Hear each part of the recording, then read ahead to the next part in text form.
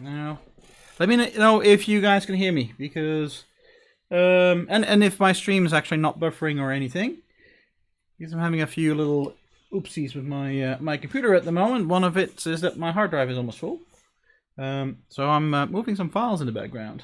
So hopefully that'll all work. Good evening, everyone. Hope everybody's doing fine. Welcome, welcome. Just waiting to see if there's some reactions. It looks like it's working. Why am I stepping on something? Sorry about that. Okay. So, back to our little space game. I don't have too many things to mention about stuff that happened during this week.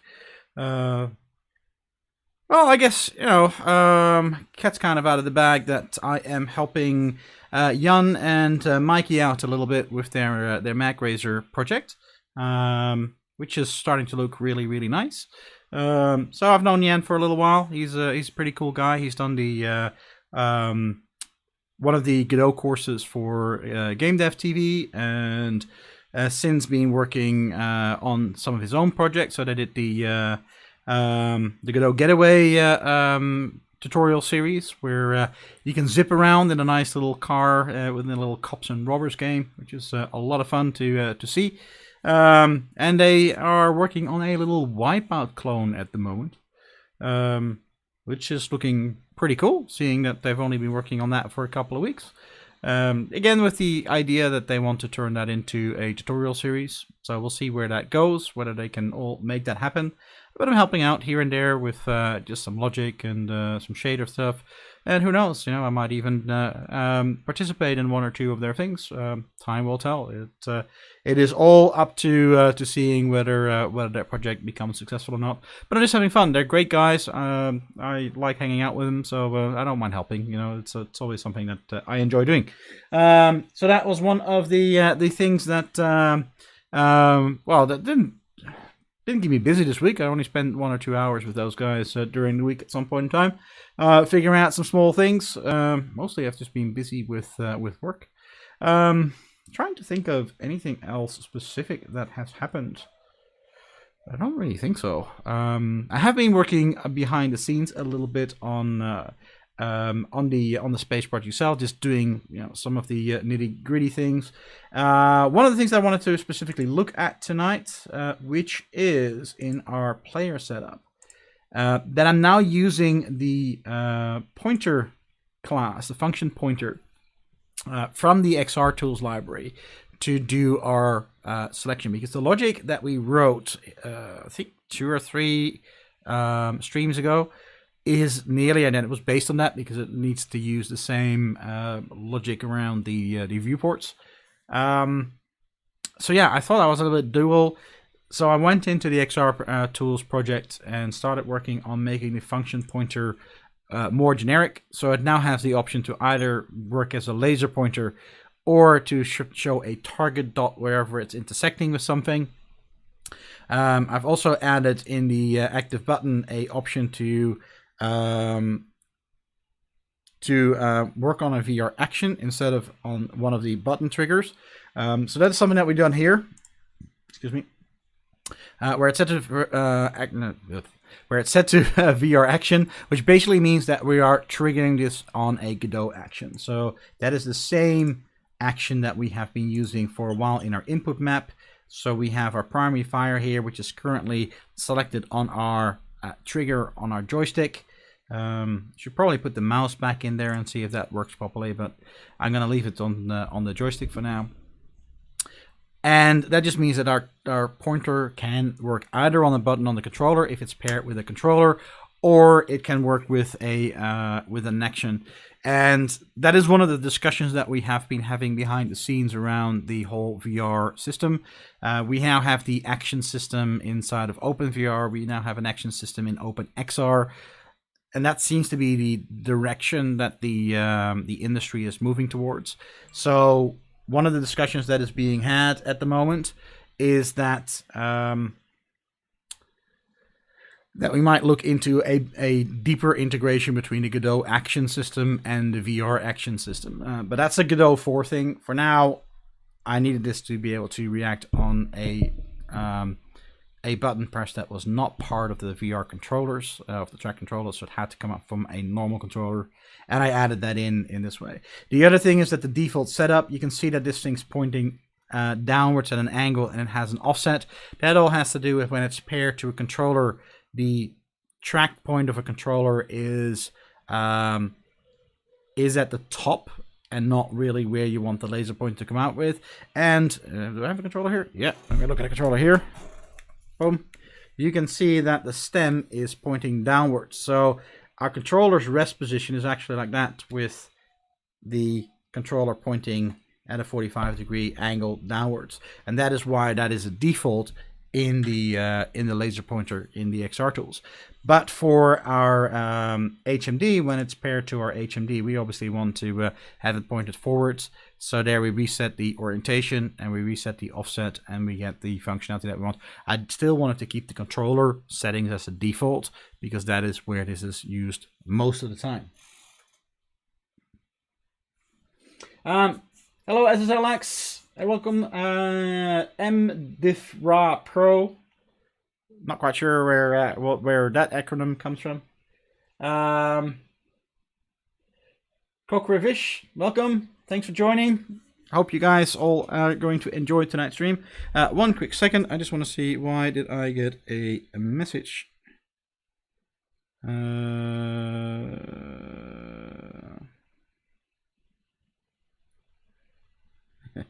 Okay, I'll react to that later. Okie dokie. So I've now added that logic into the laser pointer so that we just have something that we can use straight away. We don't have something custom made in our project. It means that other people can make use of it as well. Most of the stuff works, but there are still a few little nitty-bit things that we need to look at and see why they are not behaving the way that they should. So we can have a quick look at that. Where's my headset? Here's my headset.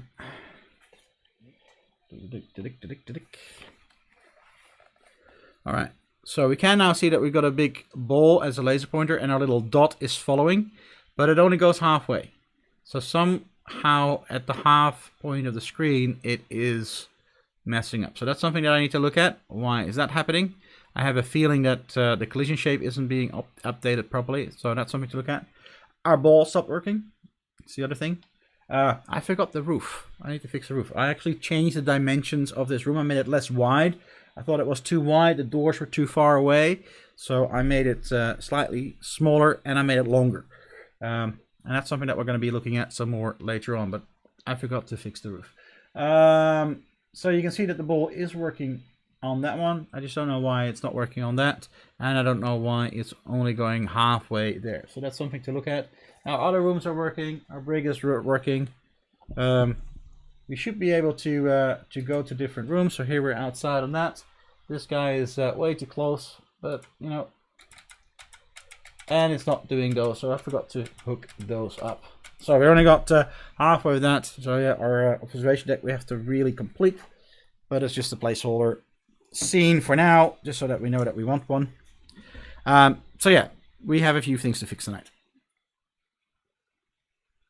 My webcam froze. Okay, let's have a look at that. Let's see if this thing is actually, that's still copying, so that's going okay.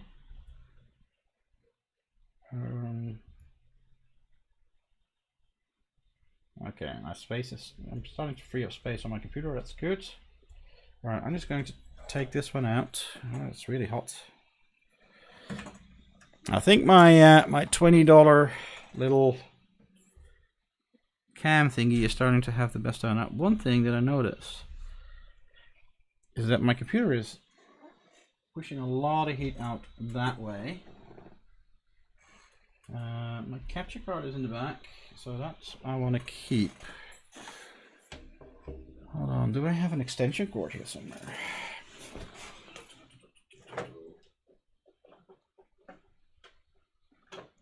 Not that one.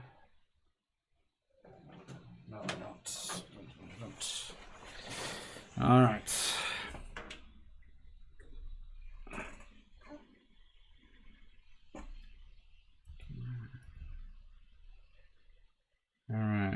let's see.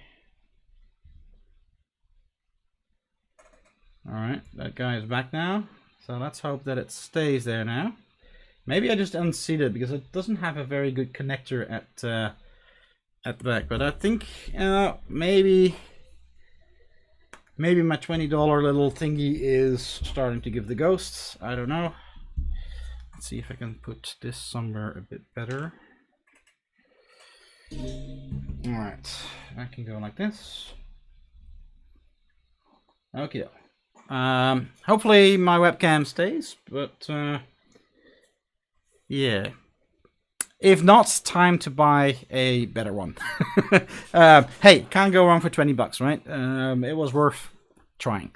I'm really hoping that it's just that it's the USB plug is really loose. So it might just be that it just gets loose that way. But it's also getting incredibly hot, so I wouldn't be surprised if it's just overheating. And therefore saying, I've had enough. Yeah, and I'm a little worried. I can't really put my fan on, because this is also starting to get warmer in Australia, which is a little bit annoying. In that respect, I can't put my window open a little bit. There we go. Maybe that'll get a bit more cooler air in. We will see. We will see. Looks like it's still moving, so let me know if it stops working again. All right. So I actually want to go look at our screen first and figure out why that's not working. And I think the easiest way is to first start with visualizing our collision shapes and seeing if our collision shapes are where they're supposed to be. I have to solve something with my cable as well. No, the collision shape looks fine.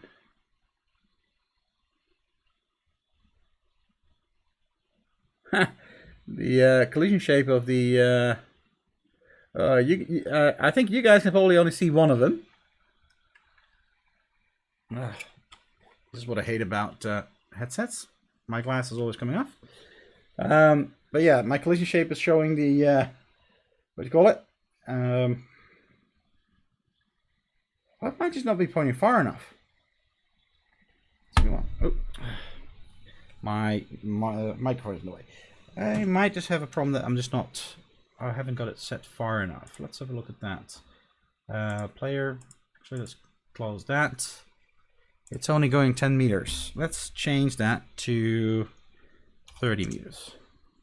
I'm also going to go and turn my collision shades off again, because what I was about to say was you guys can see the line of the raycast which it draws in, but of course the raycast coming straight out of my my headset is actually showing in a different position on each eye, and I'm starting to see cross-eyed as a result of it. You're not supposed to have a ray coming out of your field of view like that, so that was a bit annoying. But oh, it's still loading. Did I not press it right? I did not press it right. Alright, let's see if we have more luck this time. Alright, so that was our problem with our display. Now that was really funny, because that means that that is pretty much exactly on 10 meters away from us. You can see that our trigger now works, so that's all good. I'm actually going to go and remove that pointer, because now that we have a little circle, that is working fine. But my ball is still not working, so we have to figure out what that is. Okie dokie. So that was luckily easy to fix. That wasn't a much big problem. Let's actually first fix our test screen.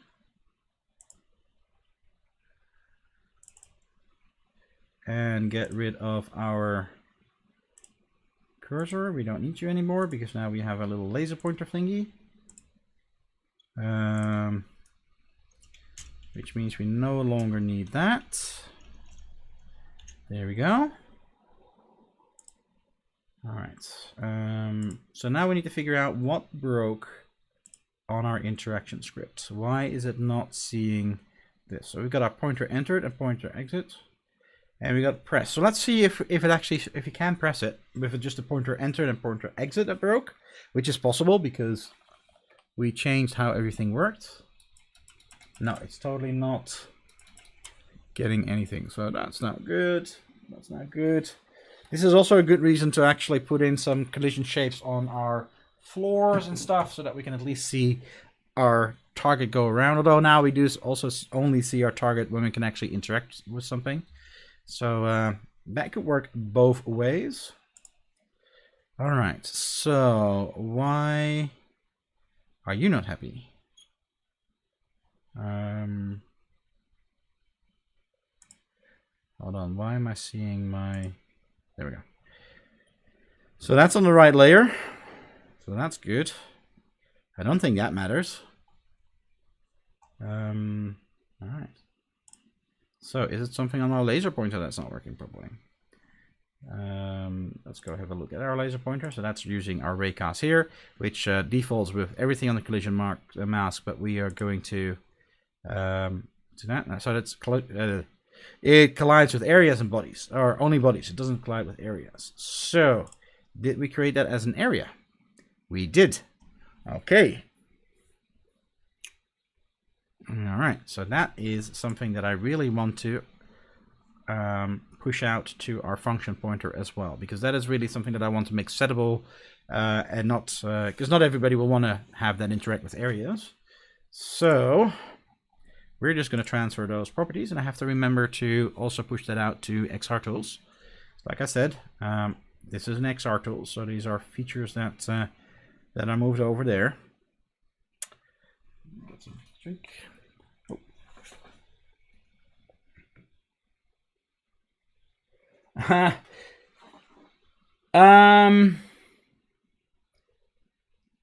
Well, I'm not sure about spare lenses and mounting them into goggles. But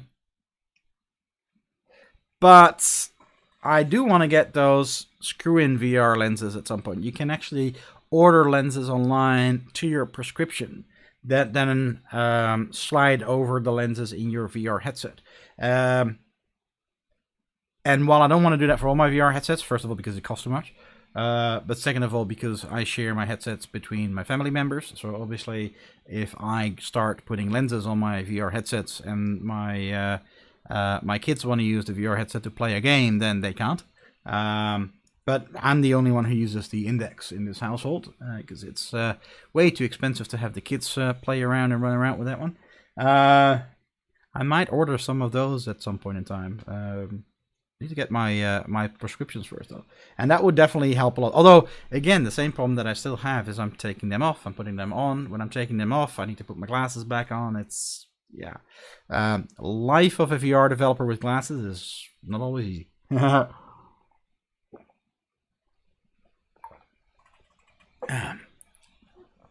Hello, Celery Cats. How you going? Thank you for joining. Okay. So let's do an export var. Let's actually have a look. What does that?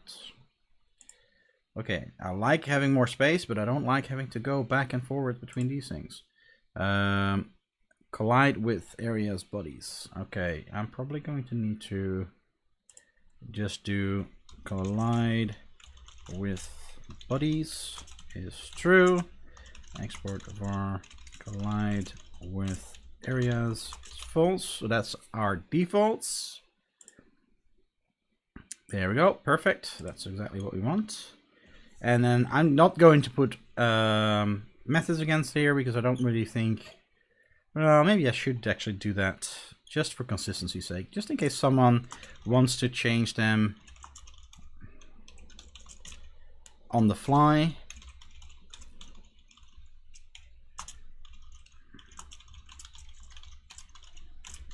So let's just define those.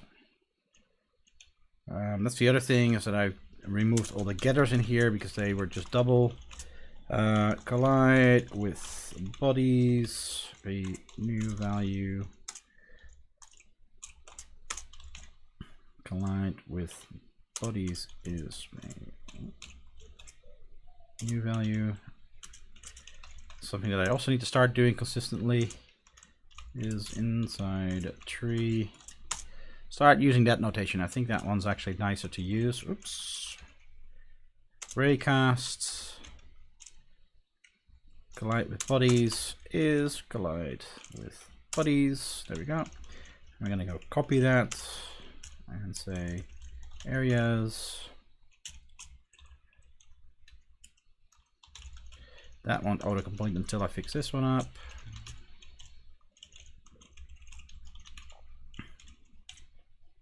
That should make that all pretty happy. And then in our ready,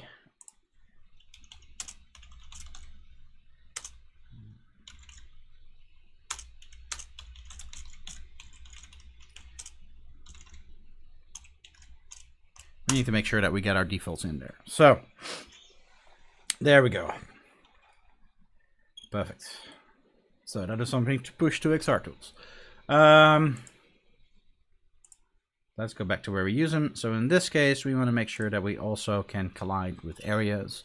And that should mean, in theory, that our ball should work again. I'll answer your question in a minute, Salary Cat. Just want to quickly test this out. Let's go and reset our position. There we go. And there we go. That's all working again. Now, one thing that is a problem is that you see that my pointer isn't showing. And that, in this case, is not because it's not working, but it is because we make our ball larger. Our cursor is actually shown inside. So that is something I don't really care too much about. But just to prove that it is working, I'm actually going to go and do this the other way around. So I am going to make it smaller. That does not work. It's slipping off my head. It's very uncomfortable.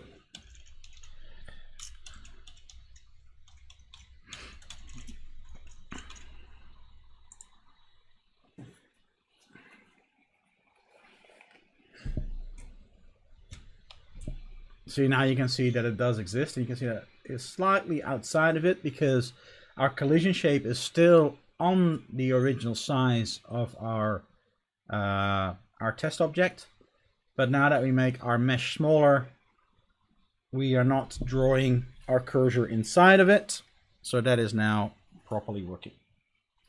Alrighty, cool.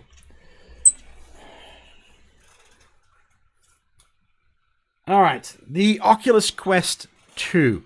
I find it very hard to judge at this point in time because I don't have one. Not yet, anyway. And for me, doing mostly desktop VR work at the moment. I do want to move on to mobile as well, but doing that mostly desktop VR work. I'm mostly working with the Rift S or with the Index. And that depends a bit on what I'm working on. I find the Rift S more comfortable when I'm developing because glasses, that's really one of my selling points for the Rift S. But when I look at a gameplay perspective, I go to the Index for serious desktop games, but I go to my Quest for casual gaming. The Quest is such an easy device where you just put it on wherever you are and you can play. And it's a very liberating device in that respect because you don't need to have a dedicated space. That's a real big problem for a lot of people. You know, you have to, with the Index, you have to mount your sensors in places. Right now, because I'm often streaming, I actually have one of my sensors in a very awkward place, which means that I currently can't do room scale in my room, purely because if I put the sensors where I want them to be, my green screen blocks one of them. So it doesn't work. But as far as serious desktop gaming is concerned, I do really enjoy the Index. So the Quest itself is definitely, an incredible device that probably I use the most when I am playing games. I also think that from all the devices that there are, I think when you look at an Index or a Rift S or an HP Reverb, they are incredible devices for serious VR enthusiasts. Or for business purposes. You know, the Reverb, for instance, is really targeting businesses that need that higher resolution and can afford the higher performance PCs to run them. While Quest, Quest is a sort of device that's in a price range that you you would buy instead of a console. You know, now the PS5 is coming out, Xbox is not coming out, so people are saving up for that and buying that. But when the Quest came out last year, there was still this vacuum of, you know, the next generation consoles not coming out. The sort of people who buy consoles would be interested in buying a Quest. Now, the Quest 2 is slightly different. First of all, the Quest 1, you know, it's really good for what it does, but it's very underpowered. Then you still needed to have a desktop VR set to do desktop VR. Until they had the link cable, which allowed you to kind of use the Quest as a PC headset. So you kind of got best of both worlds. I don't know how good it is. I've heard mixed experience. Again, I haven't tried it myself because I don't need it. I've got a Rift S where I use it with the link cable. The Quest 2 takes that to a newer level with the higher resolution display, the much faster processor, as far as they say, longer battery life. So you suddenly have, first of all, a headset that has enough power that it can actually run much higher grade VR games. But it's also really a good substitute for your desktop headset when you link it up with your link cable and you use it as a desktop headset. Or at least that's how it's marketed. You know, until I try one, I can't comment whether it's really that good. So I still believe, and I've given this advice for people wondering before when it was just a Quest 1. And I think that extends even more so to the Quest 2.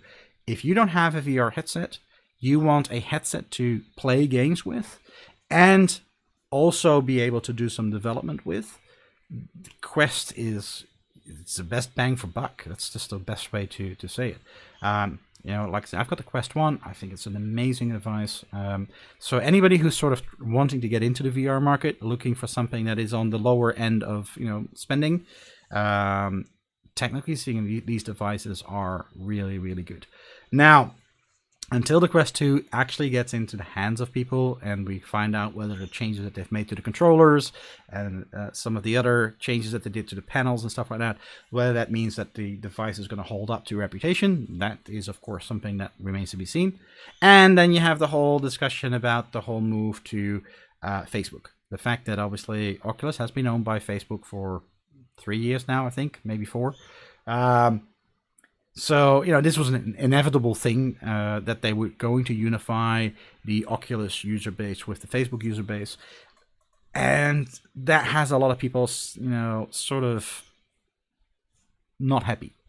And, you know, there are valid reasons. You know, I'm a Facebook user out of necessity. I don't like everything that they do. I am worried about where the world is going with social media. And I'm really hoping that at some point in time, sooner hopefully than later, you know, the big names in social media, whether it is Facebook, whether it's Twitter, you name it, Instagram, everything, that they start to get some sort of code of conduct in or something like that reins in some of the abuses and some of the craziness that's going on these platforms. But as a choice, I get Facebook. I get why they're doing what they're doing. You know, again, I don't agree with some of their policies. I don't agree with some of the ways they're doing it. But as far as the headset is concerned, having a single system to manage your users with, yeah, it makes more sense than having two separated systems. That it allows them to do a couple of things that are privacy sensitive and that are worrisome. Well, time will tell whether they abuse that, and time will tell whether we can do something about that, legislation-wise or in other ways, to dam that in. So we'll see.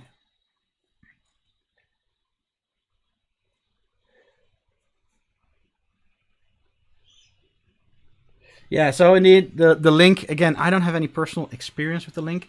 It is very important to know that Link is incredibly sensitive to having the latest versions of USB ports. People think of a USB port as a USB port, but they're not. There are generations of USB ports, and only the latest ones and the latest laptops and the latest computers, they are fast enough to really handle the data throughput. The other thing, and this is where the Quest 1 made an oopsie in my eyes, and which, if I understand correctly, has been rectified with the Quest 2, is that the cable that came with the Quest 1, which is a USB-C cable that came with it purely for the purpose of being able to charge the damn thing. That cable isn't good enough, even if you have a good a fast USB-C port. The cable itself actually doesn't allow fast enough transfer. So you had to go back to Oculus and buy a more expensive cable to get that throughput. Now, originally, it just didn't work with the slower cable. End of story. And eventually they made it possible to use the slower cables as well, but at the cost of quality. So I don't know how much of the rumors are people trying it out on slower ports, on cheaper cables. I don't know. It is very possible that if you have the right hardware, that it will be just as good, or at least a good enough experience compared to using a Rift S, which of course is also doing a lot over cables. Although that's obviously going over HDMI, so that's only the video feed and the so from the cameras and stuff that's going over USB. So that is something that I am concerned about, because there's an awful lot going over that cable. You're getting your compressed video going from your computer to your headset, and you have all the camera data and tracking data going from your headset to your computer all over flimsy little cable. So yeah, again, I don't have any hands-on experience because I've always been using the Rift S. But as far as I understand, the Quest 2 will come with the proper cable. So as long as your computer has, high enough bandwidth USB ports, it should work. But yeah, I can't comment out of experience. So, hey Rodzilla, how you going? Thank you for joining again. So, yeah, SSLX, you commented about motion sickness. That is the #1 problem with VR. And I don't know what your experience is when it comes to certain games. Obviously, when I look at the game that I'm making here, especially when we're flying through space, that is something that some people are really okay with because you're inside of a cockpit and the cockpit keeps you grounded. But there's also that a lot of people are not okay with because, again, you're sitting still in your chair while in the game you're moving, you're flying through space. Now, there is a part of me that sort of wonders, like, okay, you are flying in space. It's different than flying for real. So maybe that might trick your head enough. I don't know. But it is the type of game that not everybody can handle. The same goes for any sort of game that has locomotion. So when you look at Fallout VR or Skyrim VR, those sort of games, a lot of Pavlov, where you're constantly teleporting around or doing direct movement to move your character around while you're actually still standing still. Those are the sort of things that get a lot of people sick, and that is, I think, the biggest problem with VR, because everybody was hoping that that's the sort of experience that we would unlock. So many people who were hoping for these big open world VR, Ready Player One type of experiences. Well, those are the sort of experiences that actually lead to motion sickness. And the nice thing that I think in the industry is that what you're seeing is that people are starting to catch on to that, and instead of giving up, they're going, okay, if that doesn't work, then what does? What sort of game experiences do work? And especially when you look at more and more systems supporting room scale things, obviously you have things like Beat Saber and stuff like that, Space Pirate Trainer, all those sort of games where you're actually standing still, or where you're not moving with controllers, where all the movement that you're doing is real body movement, and that supposedly, as long as your refresh rate keeps up, should be okay for most people. So that's something that I'm really interested in. If you look at those sort of games where your physical movement translates to the movement in the virtual space, and there's no artificial movement, there's no controller input movement, whether people still experience motion sickness in those sort of games. Because if not, then that is really the path to concentrate on right now. If you want a game that as many people can play, concentrate on that sort of experience, the sort of experience where you can do lots of things without actually moving artificially. So yeah, that is definitely one of the things that interests me a lot, because I don't get motion sick very easily. I never have. I do have vertigo. I am seriously afraid of heights. And there are a couple of VR experiences that scare the shit out of me. Yeah, so everybody has a different experience with that, and I think that is very hard when you're developing these type of games. Is you might be very okay in that game, but do other people? You know, that's something that you worry about with a desktop game. You say, I'm making a desktop game as long as it's fun game mechanics, then people will play it.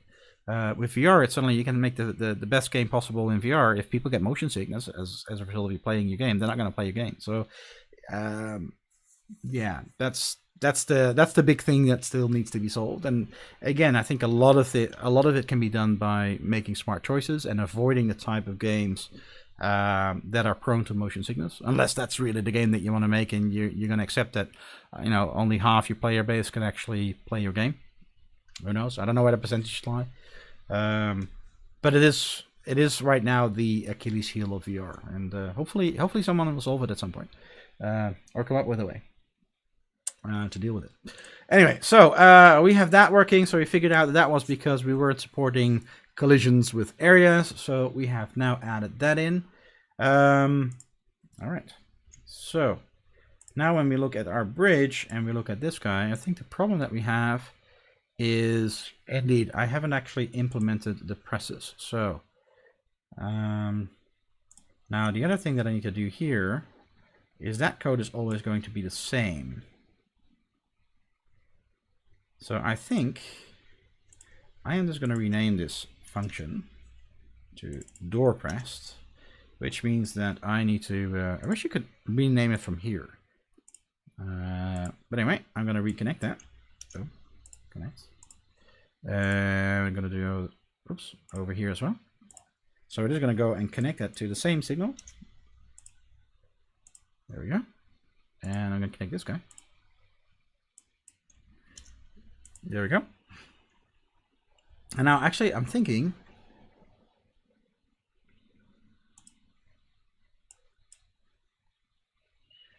and that is already in our base script. I don't have a special script here, which is good because that's now shared with all the others. So if I go, and I haven't got that open. Let's have a look. So if I go, for instance, go to my briefing room and I go to my script, I'm in the same room script. That's very good because that means that when I go and find my door, I don't have a door in my briefing room. That is because they shared a door. That's interesting. Well, that one I'm not going to solve right now. We will solve it. But it comes back to the problem that I have. That this is the only one where I've actually got that room joined to this room. And the plan that I have is to actually make that a complete separate room and just have purely an empty room, which is the same model that we'll eventually use for our briefing room, and use that there. So we're probably gonna work on that in a minute and sort of save the basic shape of the room in its own scene, so we can reuse that in our briefing room scene, and we can use that in our bridge scene just to have that shape there. And it also would solve some of the interaction problems that I have with that. And that means that I can also go back to hiding all the rooms that we're not in. So yeah, that is definitely something that we will spend some time on in a minute. All right.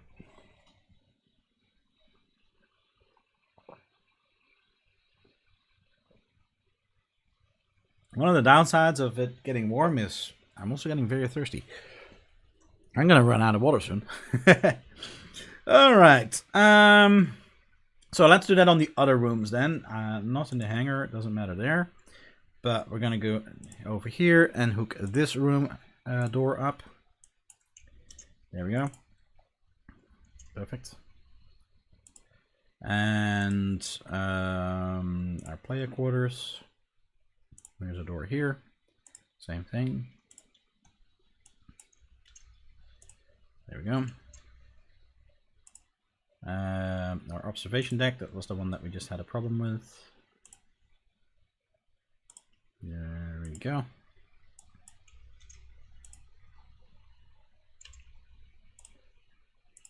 And the last one is our brig. And it doesn't even have it. That's right. I only may put a floor tile on this one. So if we ever go in here, then we're in the middle of nowhere. I'm not going to worry about that right now. That's one that I'll do off, outside of the stream, because it just doesn't make sense to build another room like this. Because again, like I've said many times before in the streams that we've been building this is all placeholder stuff. Our goal right now is purely to get the dimensions of everything right and to get an idea of what we need in every room and start working on the interactions. And once we have a good feel of what it needs to be, that's when we start looking at actually creating real assets for all these rooms. So it's all temporary stuff at the moment, just to get the scale right and everything like that. And that's the other thing that we're probably going to have a look at tonight. Is we're going to start putting some figures in to get this, again, to get an idea of the scale, but also to start looking at, okay, what do we need to do there interaction-wise. We'll see how much we can do in one stream and how far we get. I think we'll be busy a couple of weeks to put this all together and really make it work. Anyway, we have everything except for our brig and our briefing room all connected. So time to give it a test run and see if we can move between rooms.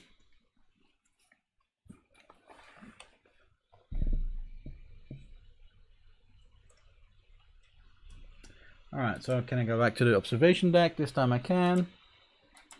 But that is still not working, so I missed something there. This is the other thing. I'm actually looking the wrong way when we start here, because I need to look all the way to the back for that door. I'm not going to worry too much about that right now. I haven't even thought about what we actually want on the observation deck, so I'm not going to worry too much about that one. I am, however, going to try and figure out why did that not work. So that does emit signal, change room. So we don't have any of those hooked up.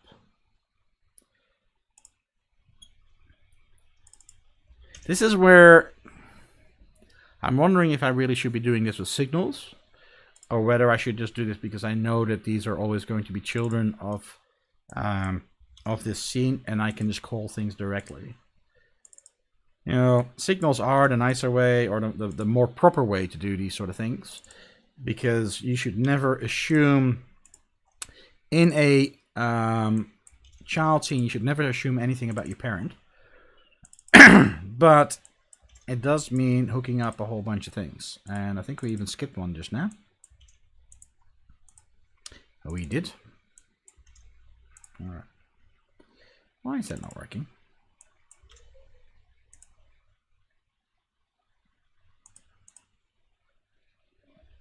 Don't know why that was for me a problem like that, but it worked in the end. So have we done everything now? Then we will see. We shall see. So I can go to our observation deck, go to our playroom, which should have some more light. We can go to our cafeteria, and we can go back to our bridge. And again, this is the other thing. Oh, well, let's not go to our brig, because then we get into trouble. I should be able to go to our briefing room, but we shouldn't be able to get back. So yeah, so we can't go back that way yet.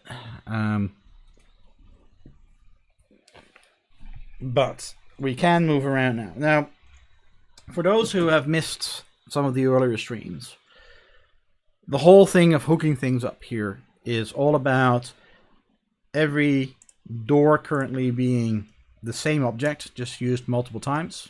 So we have a door in here, this guy.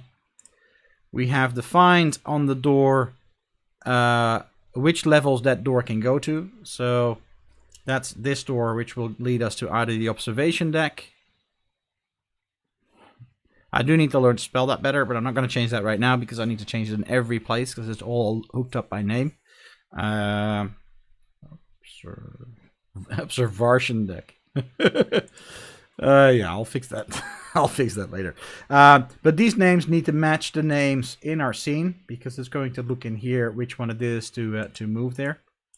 But the way that works, obviously, is that the door has all the logic, or the door scene, this guy, has got all the logic for knowing when one of those levels is pressed. And when that is pressed, that is probably in here. No, that isn't a level, because that's a 2D one, is it? I don't know. Which one did we do here? Oh yeah, that's our 2D and 3D one. So yeah, so now the logic is all in here. We're let's see, how do I... Oh, I connect that here, that's right, because there's a 2D scene, a 2D viewport there. So again, you know, that's a 2D scene. Actually, I need to show that 2D scene so we can follow the whole thing through. There's our door UI. Here you go. So that's a 2D scene which just has a couple of buttons on it. Those buttons are created on the fly. That one probably needs to go. That one does need to go. Goodbye. That one's just a temporary button. So we create the buttons based on that list. We have our buttons. Every button is then has its... oh, I may even make that a subscene. Look at that. How good is that? But anyway, every one of those buttons sends out a signal saying, hey, I've been pressed and I'm for this this entry that we need to go to. And that signal then gets sent from the door, from the 2D door UI to the door, which then gets captured here, which then sends it back to its parent. So we're signaling from one level to another until finally our main scene that actually does the change gets the signal, and then we actually move the signal or move the doors around. So it's just passing the buck from our button to our 2D UI, back to our door scene, back to our room that has the door in it, back to our main scene, which then changes it. So it's a lot of signals that are just cascading through. And in that sense, you know, it feels very convoluted. To me, it is the right way to do it, you know, with the principle that children should never know about their parents, so children just need to tell the parent when something happens, and the parent then has the logic to do the next thing, which in this case is telling its parent, is telling its parent, is telling its parent. More efficient might be having some sort of global thing that sends things through, so that I can all the way from my button say, hey, global thing, I've been pressed, you got to tell whoever wants to know about it that we need to change which room we're in.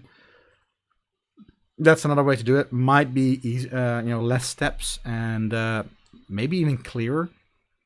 But yeah, but there are multiple schools of thought about what is the correct way of doing it and what is, you know, the dangerous way of doing it, but the maybe easier or faster. Don't know. Hi Bailey, how are you? Yeah, always streaming at the same time. So I did put my announcement on way too late because I was actually working until about an hour before my stream. So it's been a bit of a busy week. But you know, that's just how it is. Unfortunately, it hasn't left a lot of time for hobbying, but that is life, isn't it? So, but good to hear that you are having fun on your own game. Your, if I remember correctly, your little 4X space game. So, cool. All right. So what we now have is a mechanic that we can go from one room to another. However, that change between rooms, which is handled on our scene itself. So over here, where we do change room, we are just going, boom, straight from one room to another. And funny that we were talking about motion sickness, because that is one of the things that really gets people. You know, suddenly from one frame to the other, you're suddenly in a completely different position. And right now, these rooms all look the same and they're all boring. So I'm pretty sure it's not really a big problem. But once we have real scenes here that look markedly different, because, you know, a bridge will look like a bridge, and a cafeteria looks like a cafeteria, and a room looks like a room. That can be very daunting and jarring for someone. So we want to do a fade in and fade out. Oh, look at that. My copy of my files has finished. That's good. Let's have a quick look. I just want to see how my... there we go. I just freed up over 200 gigabyte of old streaming files. Every time I stream, my OBS automatically records everything. So yeah, I need an extra hard drive. Oh, and now my storage hard drive is almost full. So yeah, I need to start cleaning up, I think. Oh, I've been working all night on your game. Make sure you get some sleep. Sleep is important.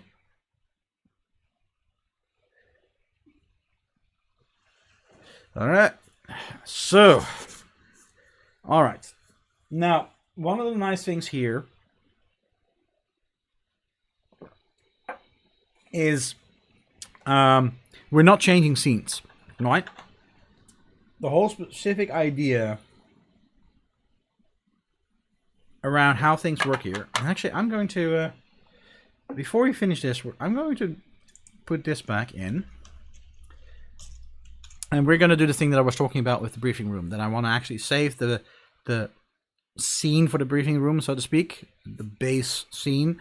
I want to save that into its own subscene, which is going to be interesting with the...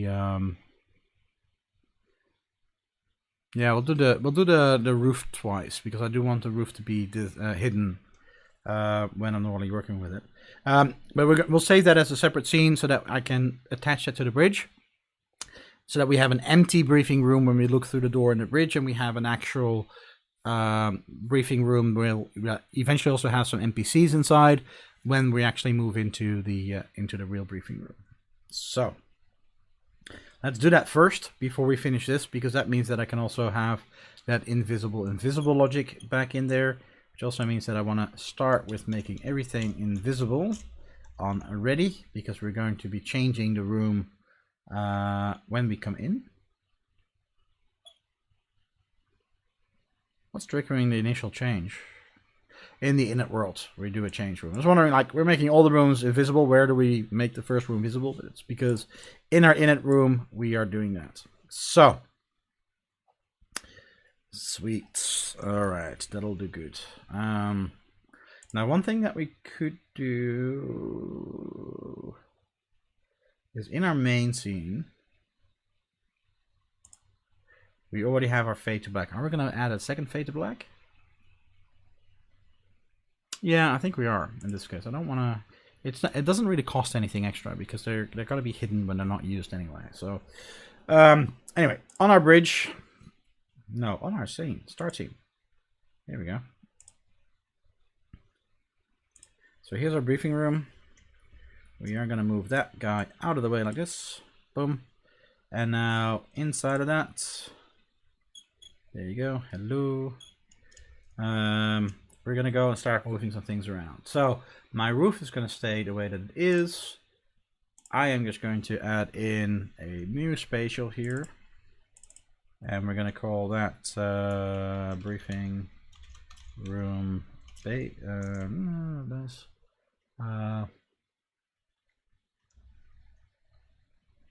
Empty. Nah, I don't like that word. Nah, we call it I'm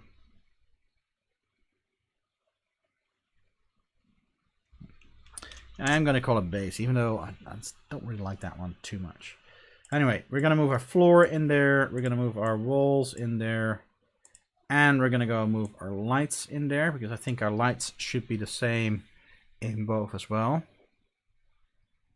But we're going to leave everything else in here. So we have that table object. No, the table needs to actually move in here as well. But what I'm going to be doing with that table later on, that's going to be part of only this part of the scene. And that's why I'm leaving that mission screen in there for now. So we're going to go and save this branch as scene. That's going to go into scenes, start scene, rooms. And I'm actually going to save that as a component. Boom. There we go. So now we've got that guy in there. Cool. That means that now in our bridge, we're gonna go and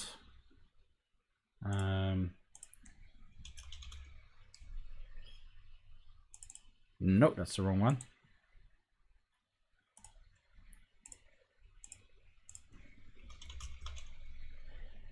On base, that's the one that I wanted. I'm gonna move this guy into place. Transform 3. There we go.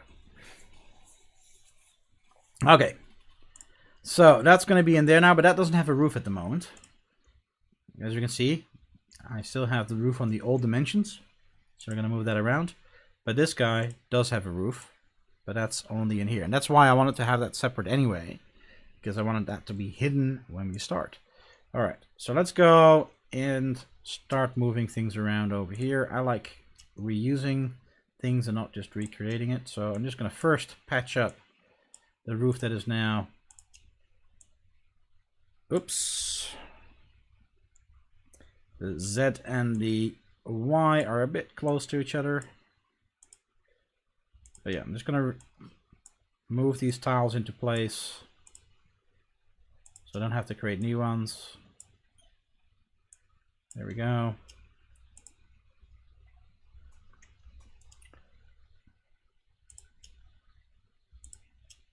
Selecting these things is always a pain in the butt, but it is what it is.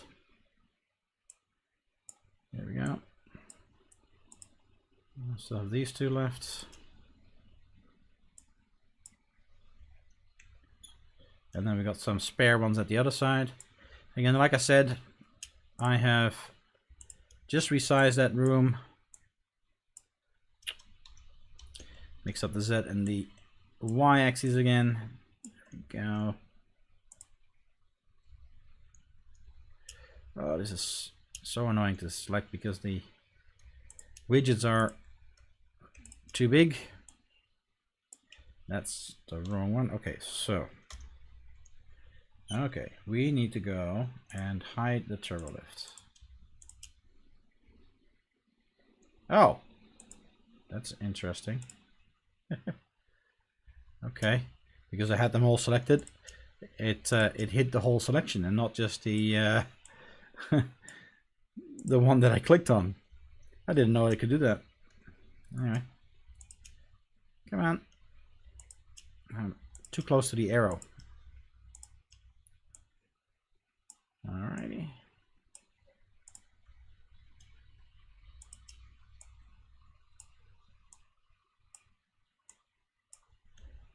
There we go. And what is really weird after resizing that is that we have this one stray one. It's just, I don't know why, but there's one stray one. Alright. Duplicate. So again, the nice thing about the roof is we don't have to be very precise. We can overextend the roof a little bit because we're never going to see the outside through the wall.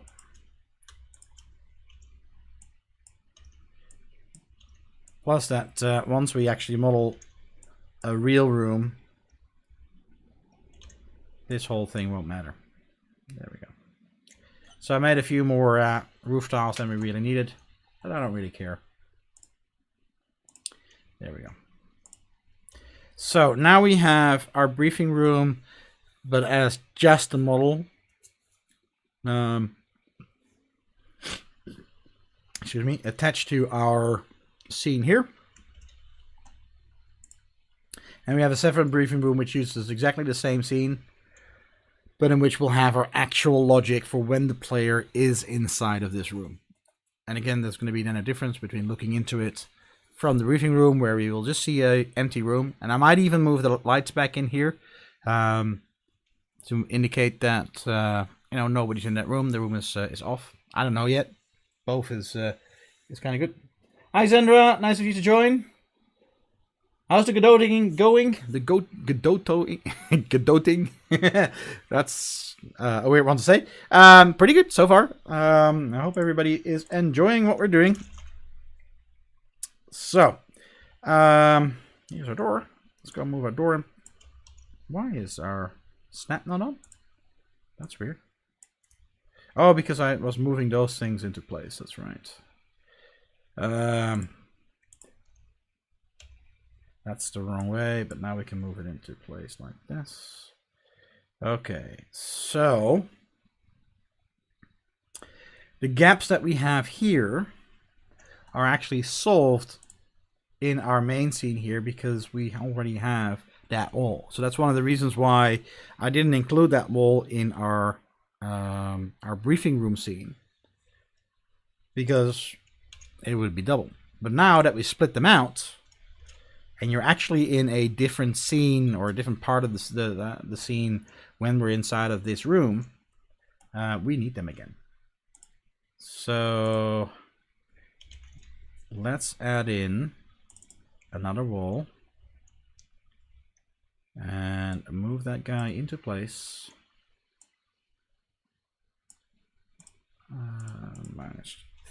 -3. There we go. And give this one the right material. Dunk. There we go. And now we have a nicely enclosed room. So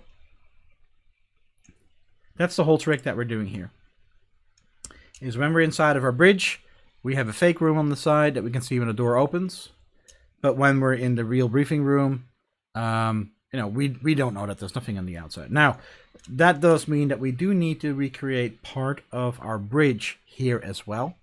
Because now, obviously, when we're in the briefing room, you would be looking outside through that door. But I'm not going to worry about that one right now.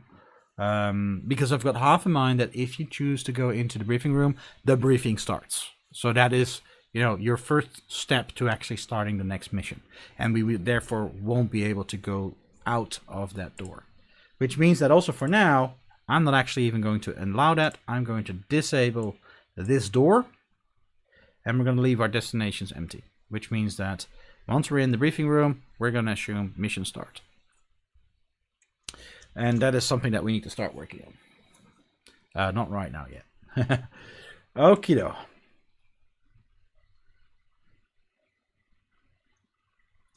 I swear that I keep folding it up. All right.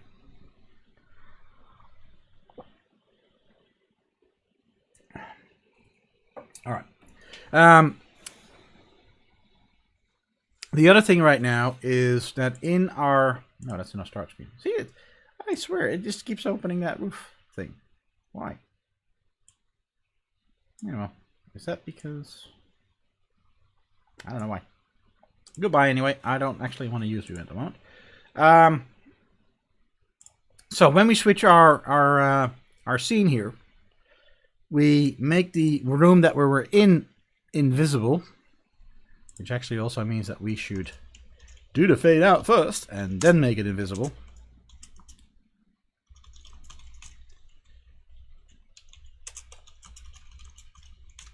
Boop. And then we enter our new room and then we fade that back in. So we're going to do fade in and fade out in a minute. However, making a node invisible does not deactivate the physics bodies inside. So it doesn't deactivate the collision shapes. It doesn't deactivate our doors and stuff like that. So that is something that we also need to create some protection against. Because while we can't see all those rooms, we can still interact with them potentially. Now, one thing that we could do is we could actually make sure that there is a collision shape all the way around our room that blocks our array that we're using to interact with objects around us, and stop it that way. That's potentially the simplest way to do it. The other way to do it is that we actually go and put logic into each scene. So the downside of zooming in and zooming out all the time is to actually implement these enter room and exit room functions on each room, which means that we need to extend the script for each room and do it there. So still playing around with both ideas. Maybe just having, you know, the collision shapes around might just be the easiest solution. I'm not sure. We could even do it in a start scene, right? We could just put some barriers in between all the rooms to make sure that we can't just accidentally, you know, interact with one of the doors over here just by looking through the floor or something like that.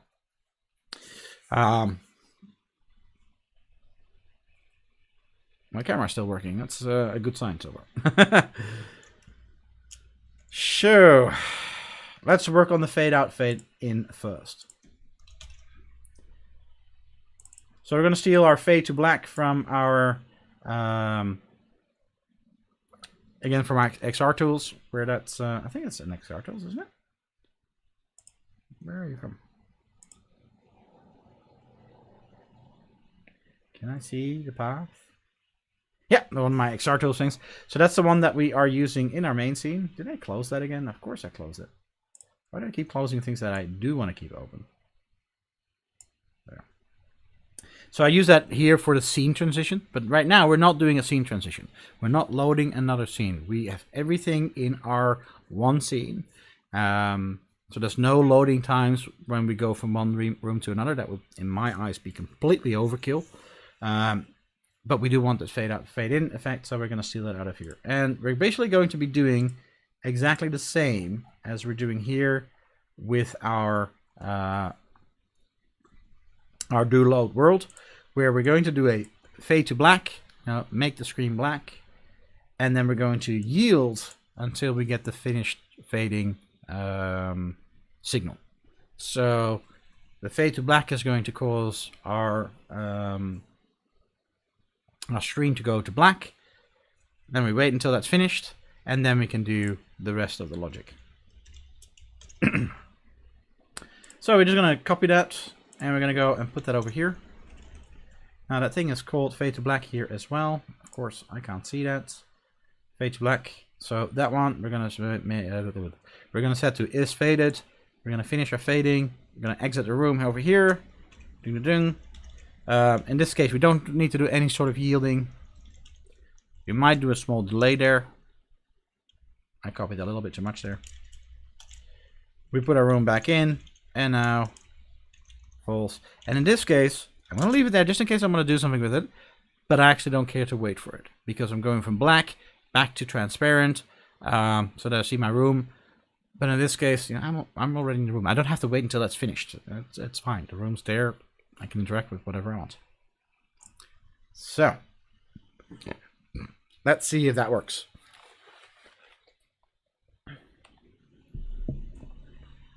So let's go to the player's quarters. It goes to black, and we're back in here. Let's go to the cafeteria.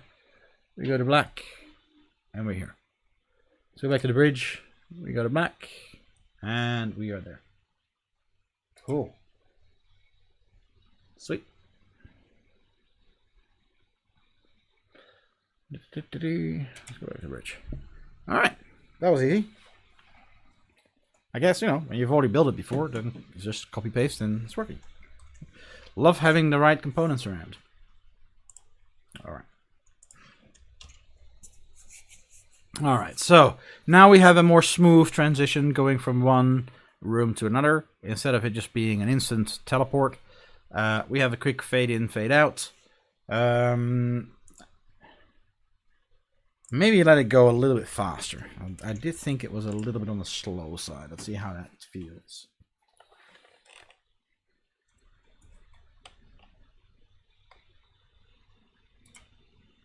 Yeah, that feels a bit better.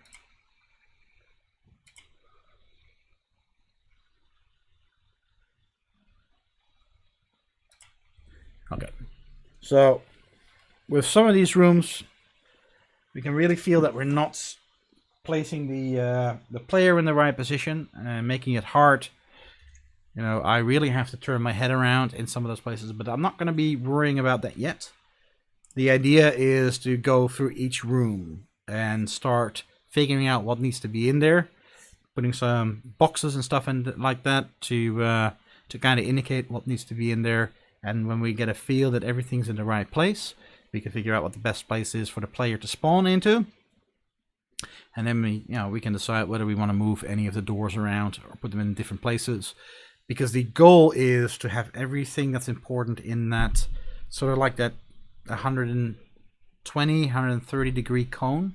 So that, I might look to the left, I might look to the right.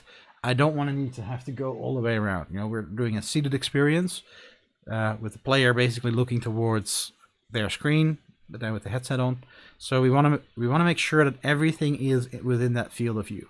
And right now we don't have that. We don't have the brick there, so we might eventually move the brick to the side, either over here or over there. Again, just to make sure that we have that that limited need to move our head around.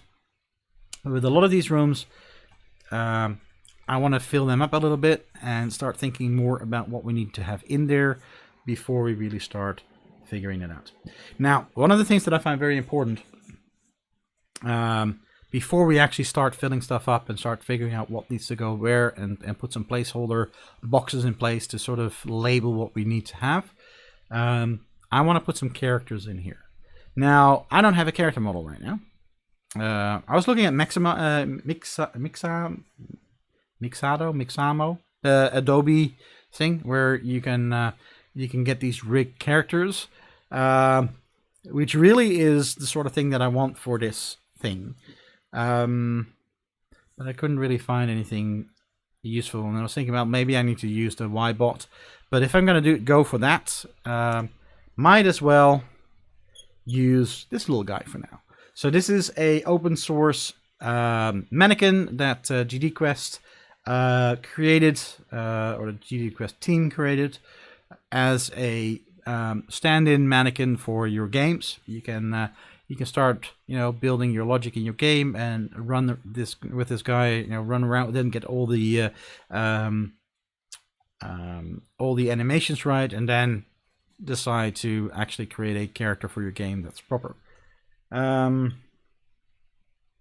So I was thinking about just putting this guy into our little project for now.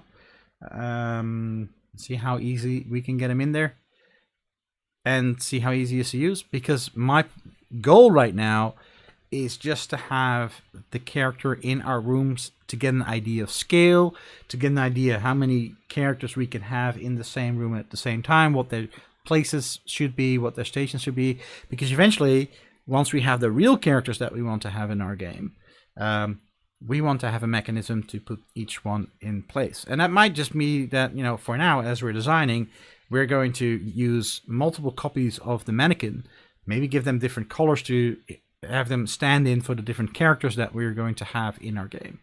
And then eventually commission someone to create some real characters for us. So yeah, let's go and clone this thing.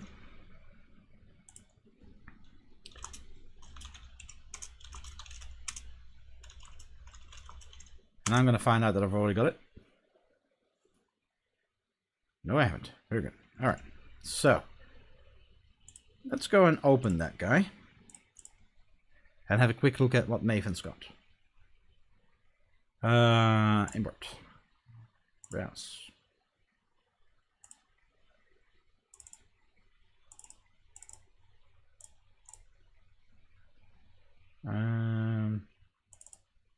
Oh, okay. I'm not sure why that's in a subfolder. Why is that in a subfolder? Oh, these are just the images and stuff for that. Okay, that makes sense. All right, here's our little mannequin from GD Quest. Let's run this thing. I want to see what this does. I played around with an older one of this. Oh, there we go. Oh. I keep moving the mouse the wrong way around. I am not used to the mouse. Why does it keep trying to get to the top of him? I don't know. But yeah, we've got a little mannequin guy. He can run. He can jump. He's got some basic animations, and that is it. Yeah, I wonder why he keeps trying to go to the top. Anyway, boom. All that I want right now is just to have the mannequin as a stand-in. Hello, mannequin. He's a cool dude. Godot blue. So, Here's a mannequin all set up. So that's a separate scene. And that's really the only thing that we want. I don't know why it's got a couple of out of bounds blend things. So it's got an animation player and an animation tree. So this has got a nice little blend space tree. But we just want to have our little mannequin. So is he a GLTF? Oh, look at that. That's funny. Or is this completely done in Godot? I don't know. I don't know. Where are you, mannequin? Assets. Pretty. Mannequin. It's a GLB. Okay, cool. You know what? I am going to go and copy our GLB in there.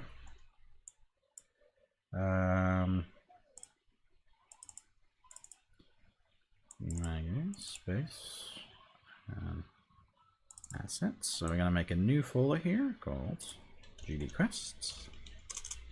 Always make sure that we know where they came from, and I need to make sure that we put the license info in there. In the end, that's not spelled correctly. Mannequin. And there we go. Let's see if that is enough for what we need to do.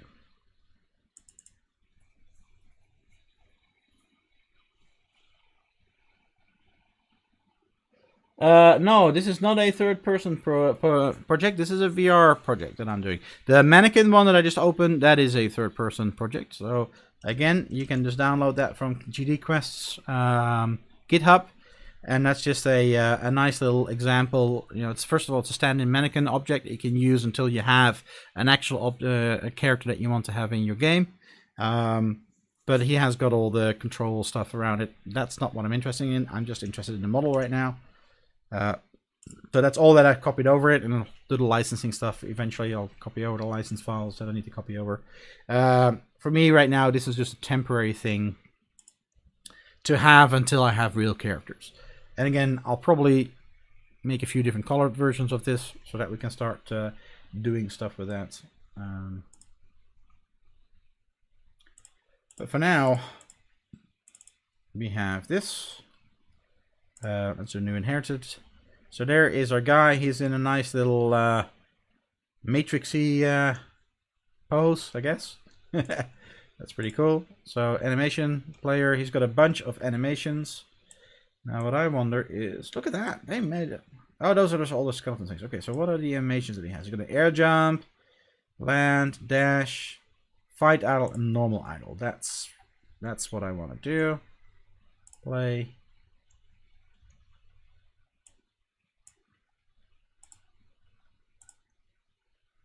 Oh, I need to put that back. Yeah, I do. Yeah, that's pretty cool. Different idols. Idle to fight. No. What's idle? Oh, that's just from standing still to, yeah, I'm ready to fight. Yay. But I just want to be the idle, and we'll eventually do that on a loop. But we'll handle that in code, I think.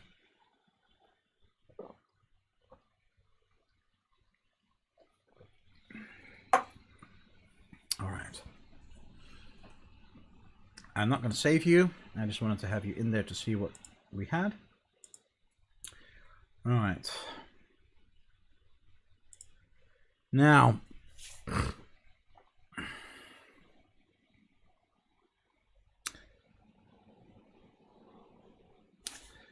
yeah, I'm going to create a new folder here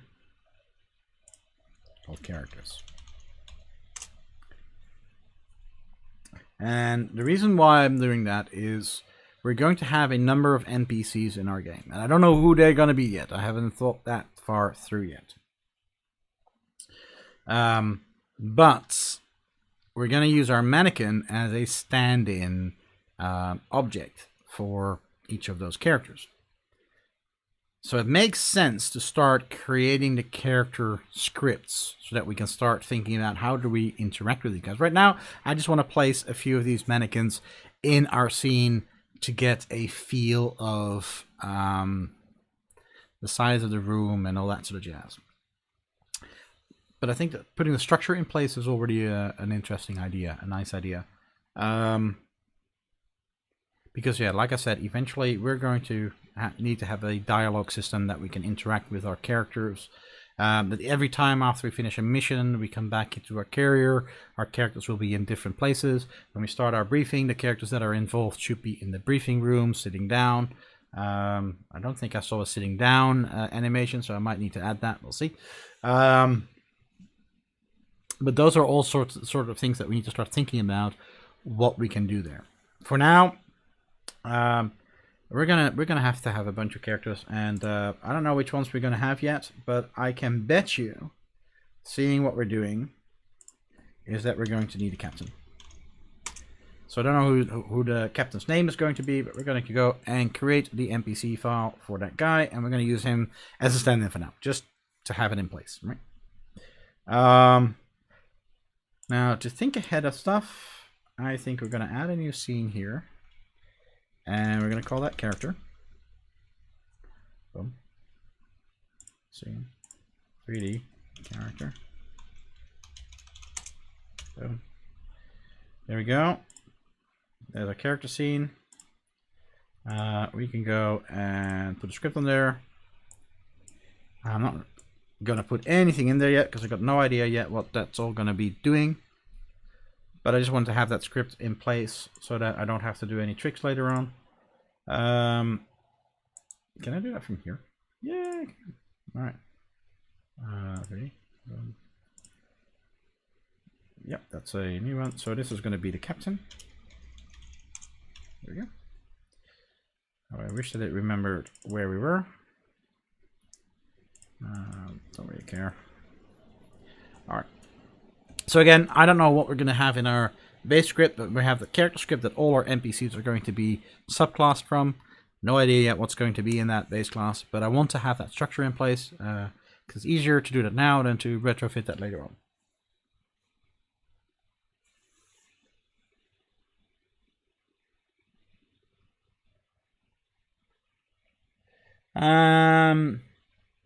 NPCs not doing anything from the start. You mean that there's no animation that starts playing? That can just be because you need to identify who that is, or which one that is. So, for instance, here I can now go and put my mannequin in there, and now I can say, well, it's not even on our main one. Because that is, if we go and do Untitled Children, we can go here to what that is. You can see that the animation will always be stopped. So you have to actually auto start them, and you can do that on the animation itself. So I could go in here, idle, and I think there is a. Is it listed here? No, it's not. I don't even know what it is.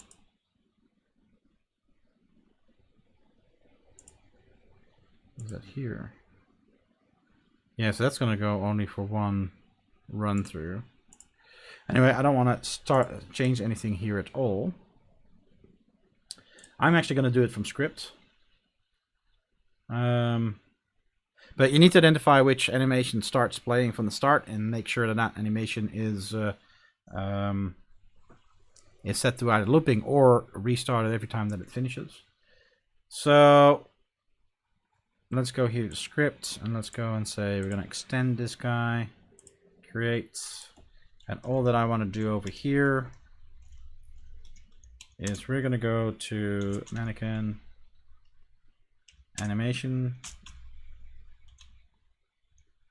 and let's just play.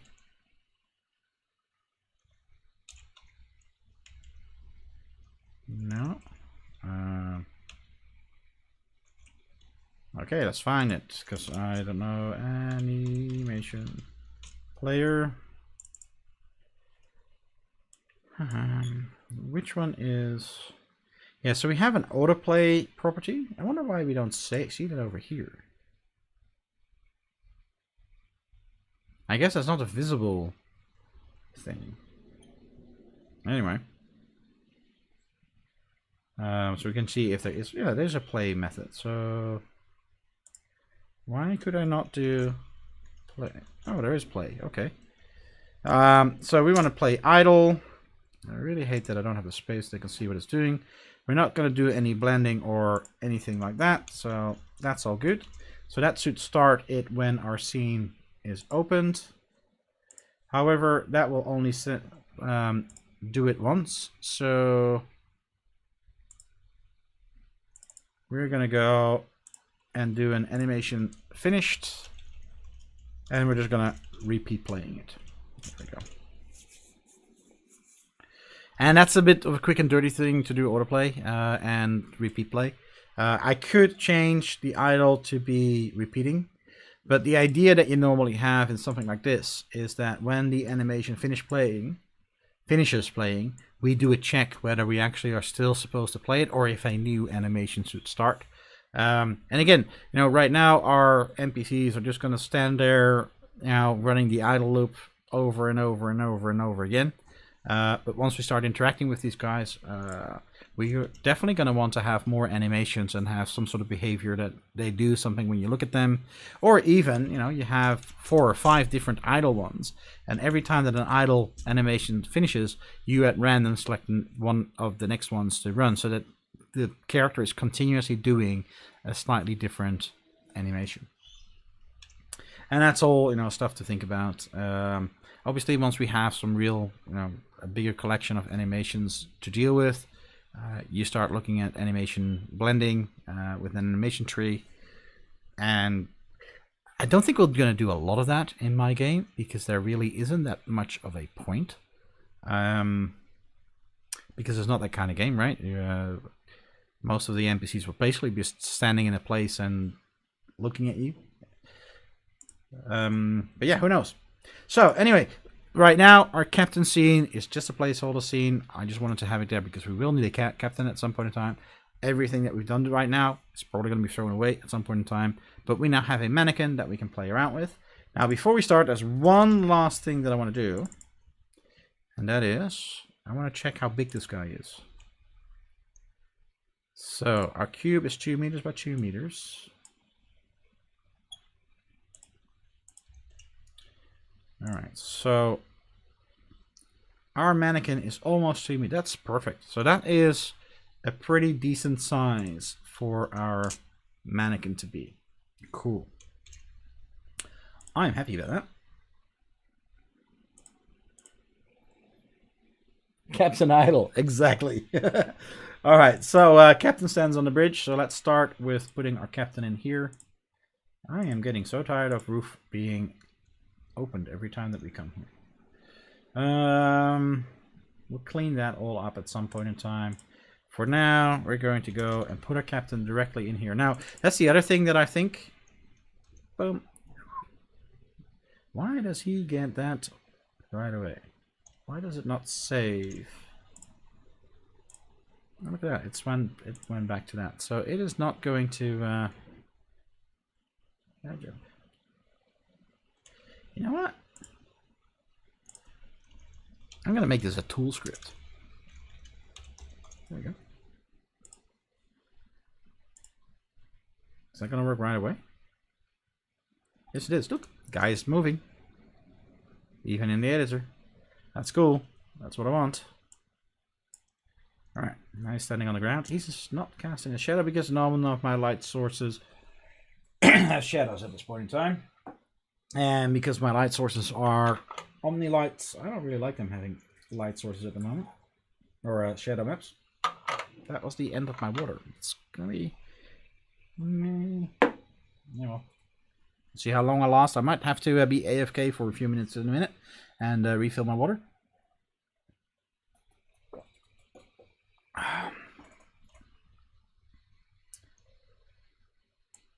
Alright. Now, one thing that I do find interesting is that he's not centered. He's slightly standing forward. That might have a good reason. I don't know. But we have a character in our room now. Wondering if it was a good idea to actually move our world down. Maybe we should have kept our world on the ground plane. I'm not sure, because that grid is a bit annoying that it's above our head. But now we can get a bit of an idea of how big this room is. now that we actually have a person in there. So let's have a look how that looks in our screen. That's pretty cool. Hello, Mr. Mannequin. Why can I not press my button? There we go. Alright, so my starting position is maybe slightly higher because I am looking at the top of his head. But he's standing there and he's moving, which is pretty cool. So, alright, we now have a mannequin for scale. Now, I'm not quite sure what I'm going to be doing with my bridge because I really need to get some reference material to get some ideas about what the sort of things are that we're going to place on our bridge. And the other thing that I still need to think about is what sort of interactions we're going to have on the bridge. So obviously when we have our NPC there, or multiple NPCs, you know, you might be that he is... he's not the only one there. Yeah, we got the captain on the bridge. We got the CO on the bridge. Or the EXO, I should say. Or maybe other players that we can interact with. I think actually we did make our room slightly bigger than it should be. So we should have probably put a mannequin in there a little bit earlier to get a bit of an idea or a feel of, you know, are we correct in sizes? I do like the fact that our bridge is high. We could probably start hanging stuff into the ceiling. Depends a bit on what sort of look we're going to go with. But that's eventually for, you know, when we're an artist to work out. But I'm going to have to give some good thought about what are the things that are going to be on the bridge. Because that's going to eventually define what sort of interactions we're going to have with our players.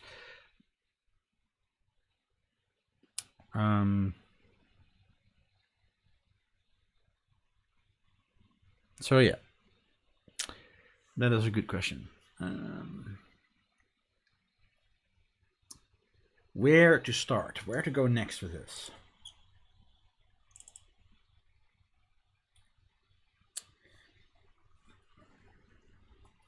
Because we need to start looking at every one of these rooms to start deciding what do we want to do in there. And because I haven't really written any sort of story yet, or have had any idea of who are going to be the NPCs that we're going to interact with. That's going to drive a lot of that. Of course, we can make a tiny fake story eventually to sort of get the mechanisms in there.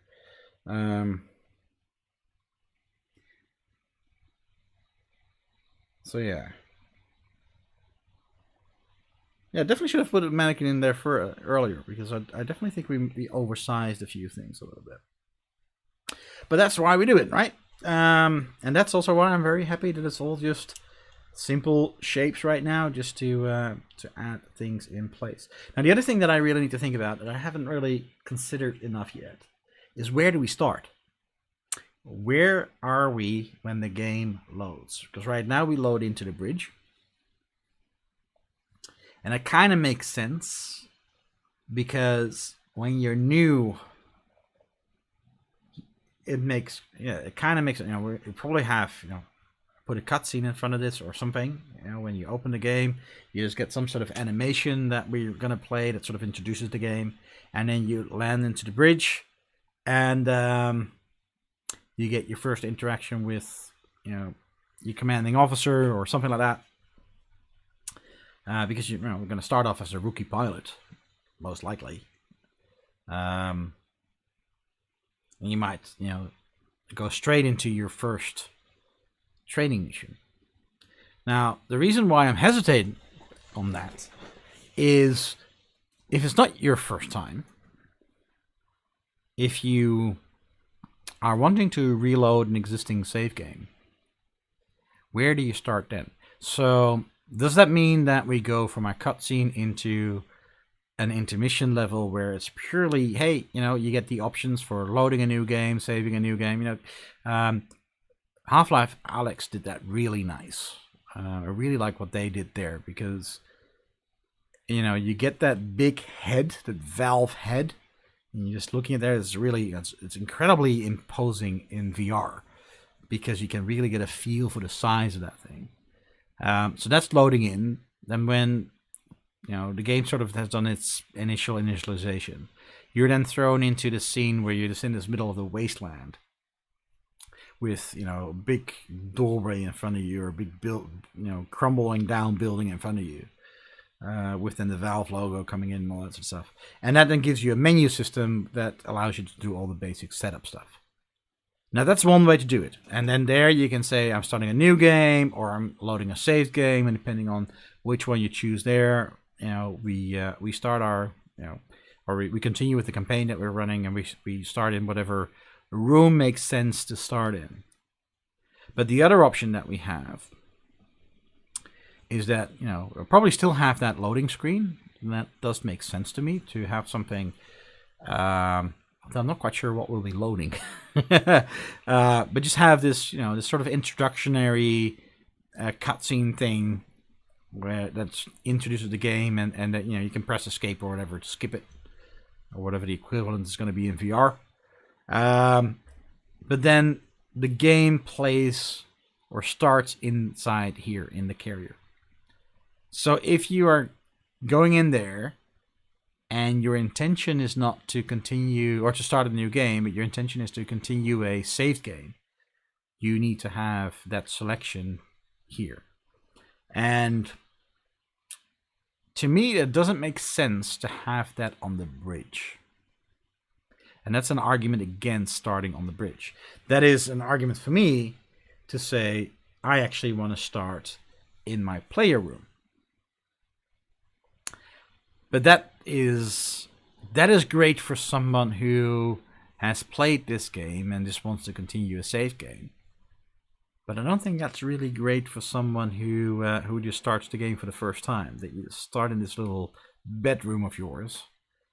It could work if our introduction cutscene explains enough, and welcomes you as a new recruit, and you wake up in bed, get out of bed, and you start, and you then have your options to load a previously saved game, do some other things, do our setting stuff.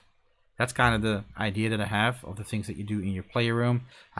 Read your terminal. I'm thinking about besides having interactions with NPCs by, exploring the ship and seeing where everybody is, you could be getting terminal messages. So that's an idea. But that's your first introduction. You start in that room, and the assumption is that you're starting a new game, and you can switch your difficulty level and things like that. Although I've got no idea yet how to do difficulty levels. I need to have a thought about that. That's going to be important once we start really making the AI more intelligent. But that's an argument for starting in the player room. And you have those options there. Load a saved game. Save the game that you're currently doing. So, you always have to go back to your player room in order to save your progress. Although I kind of like saving the progress anyway whenever you finish a mission. I don't really think that should be a conscious action. An autosave feature that runs automatically when you finish the mission. But you always start in that player room. And also when you load an existing game, you start in that player room.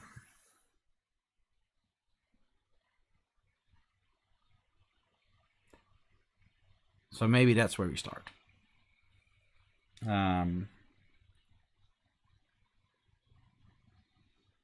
We're getting a bit tired. It's been a long week.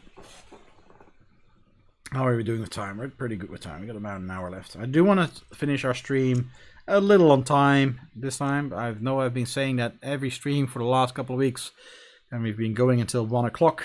Yeah,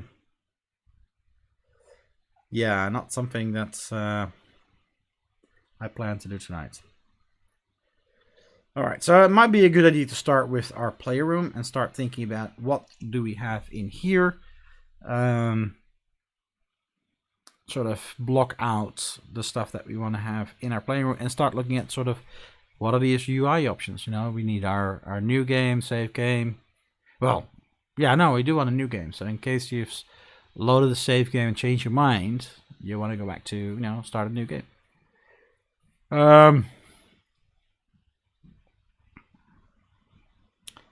So that's an idea to have there.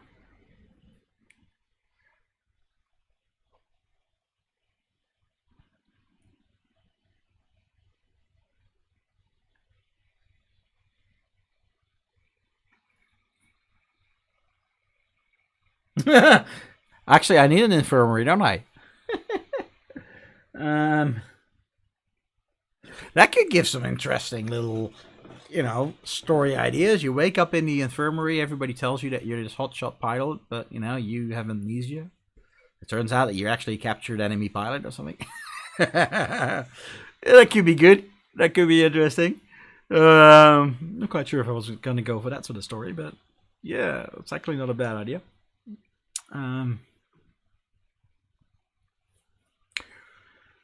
So the player room makes sense to start thinking about, what goes in there, and that's going to be pretty simple, right? We just need we need a bed there, we need a desk with a computer.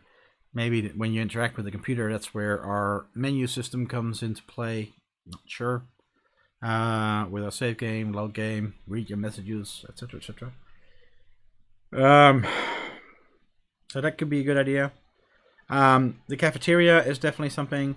And again, the problem that I have here, it's the same with the bridge. I need to get some reference material.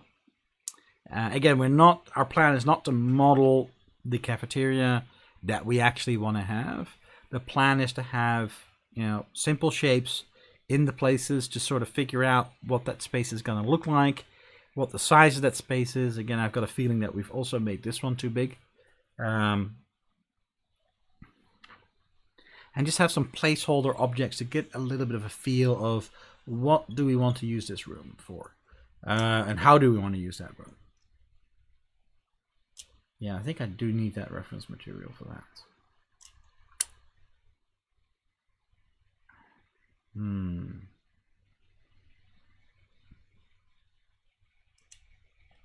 You know what? I think for now, we've got the navigation from one room to another. I think for now we need to start having a look at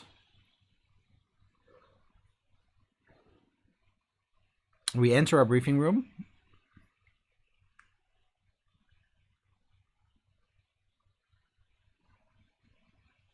And we got to have a mechanism to then start our game, right? So from our briefing room, we go into our hangar, which is then something that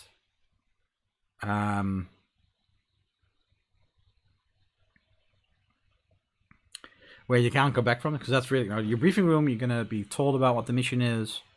So basically, the idea is that once you're ready and you've done enough interaction, we might even make it so that that door remains disabled until the game says you've done enough to now start the next mission. If there is an interaction that we need to do with an NPC that is important for the story progression, because a lot of things are going to be optional. But I think there's also going to be certain key elements that you have to do before you're allowed to fly the next mission. You then go into the briefing room, and then in the briefing room, we talk about this is the next mission. And then when you've gone through the briefing room for the briefing, there is a start mission button. And if we start the mission, we're going to go into our hangar where we have then the final configuration of our ship. And then we launch. I think we're going to make that part of it. We're not going to make the whole briefing itself. But we're going to make that if we're in the briefing room, we have that screen. We're going to put a cancel button and a start mission button on that screen. And when you press the start, we go in here, and then we're probably going to make it so that if we press on our ship, we're going to actually load up our test scene. I think that is probably a good idea to sort of complete the navigation around our carrier, and then I can start thinking about, okay, how are we going to make our whole campaign a mission system? And then it's going to be my mission during the week to start gathering some reference material to get a better idea of what it is that we want to have in our cafeteria and what it is that we want to have in our bridge, so that we can start blocking that out. Again, with just cubes and circles and stuff, just placeholder stuff, so that we get an idea of all the elements that we want. You know, what screens we need to interact with and stuff like that. And I think that's when we're going to start thinking about our NPC interaction system. Because that's another thing that I have no idea yet how to do. I know what I want to do. I know that I want to have, you know, communication trees where, you know, you interact with an NPC and they'll tell you something and you can give, you know, an X number of responses, and depending on which response you give, they say something. And that will just be a tree that you navigate through. But depending on what you choose, we might eventually, you know, store some of those decisions and do something with that in how our story progresses.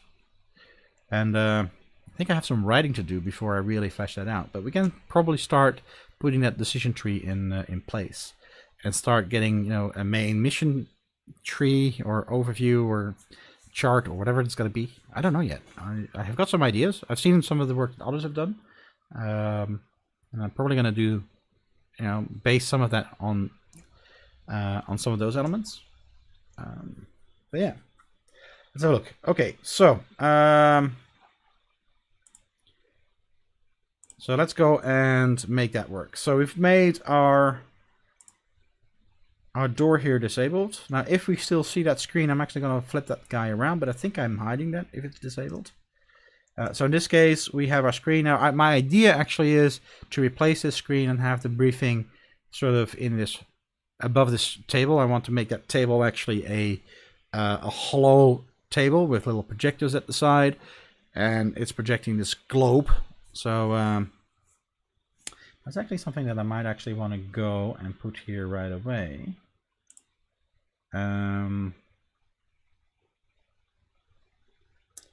Just as a temporary thing here, just to have a bit of an idea. So it's going to be a sphere. There we go. And I want you. I think I want that guy about. Yeah, that's okay.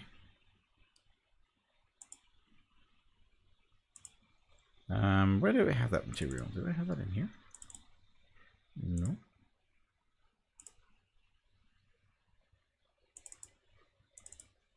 Nope.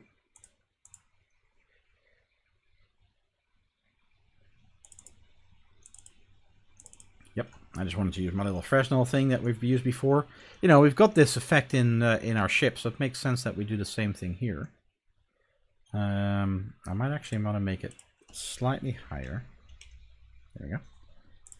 So I'm just going to leave that there. So we're going to be playing, because then, you know, our game is a 3D game, right? We're in space, so we could run through an animation of the mission that we're planning with, you know, objects floating around and stuff like that, and making it all look translucent and play through our whole thing instead of it being played out on a 2D screen. So this actually, you know, if you would look at that and you actually see the size of this thing, that could look very imposing. And that means that eventually our cancel and start mission will be something that we do with that globe. Or we might even make it so that if you go through the door, that's exit. I don't know. For now, I'm going to put those buttons on the screen. But again, I think that screen is eventually going to be removed. I have a suspicion. I don't know yet. Okay. So. Buttons. Where's my mission screen? I need to start cleaning this stuff up. Briefing screen, that's what I called it. There we go. Alright. Now, I'm not going to do anything pretty or anything like that. So this is going to become cancel.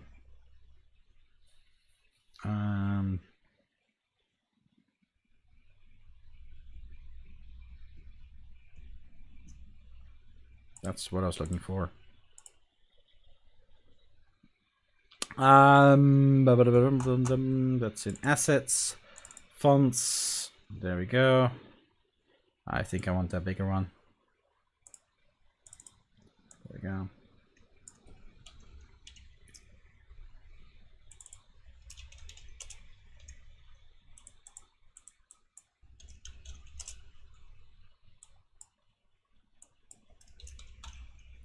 Okay, I move that like that, and that means that now obviously it is not going to be in nice positions. So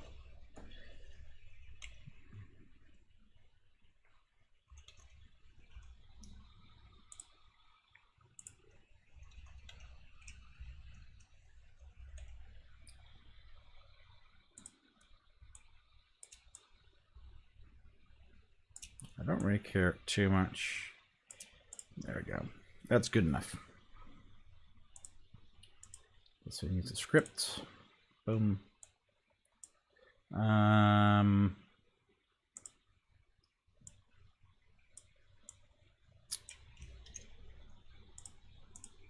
We're just going to do the same thing. I'm just going to go that pressed. Don't care about you. But in this case, we just have the cancel and we have the accept. So we're going to go and say cancel pressed, in which case we're going to do emit signal pressed, and we're going to say bridge. So that's going to cause it to go and return to the bridge. And here we're going to do this, but now hanger. There we go. Okay. So obviously that's not going to work unless we hook up our signal, and that's something we have to do in code, unfortunately, because it's a subscene. In which case here, mission screen dot get scene instance dot connect press self. Let's call that screen pressed on screen pressed. There we go.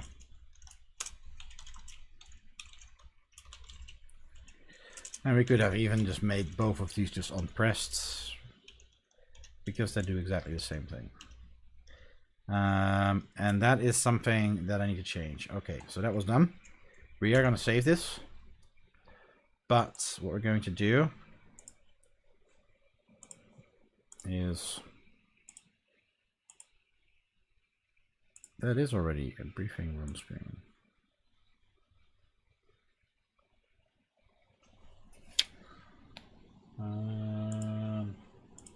I'm looking at the wrong one. Ha ha ha. And that is why I got confused. All right. Now, that means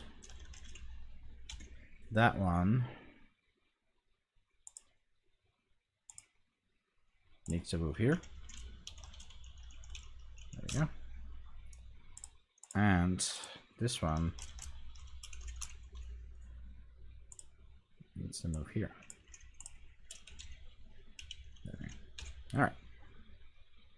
Let's see if that part works. If we can now cancel or accept.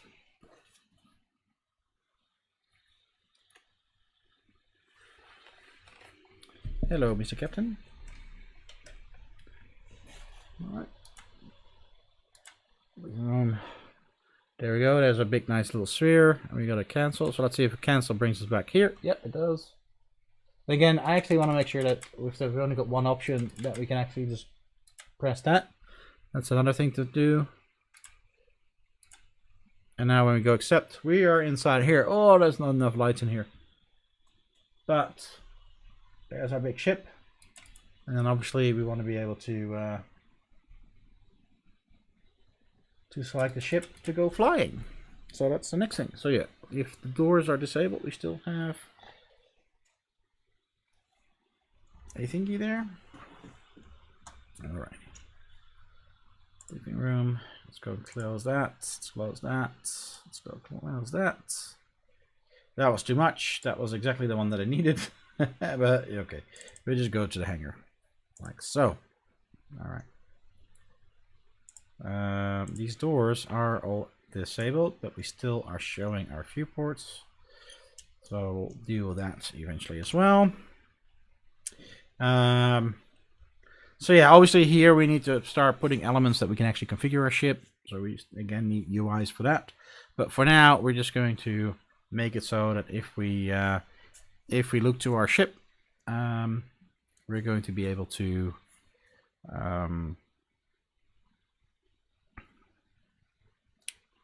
what was I saying? We're going to be able to start our mission. Sorry about that. It's been a long week, a way too long a week. All right, so fighter.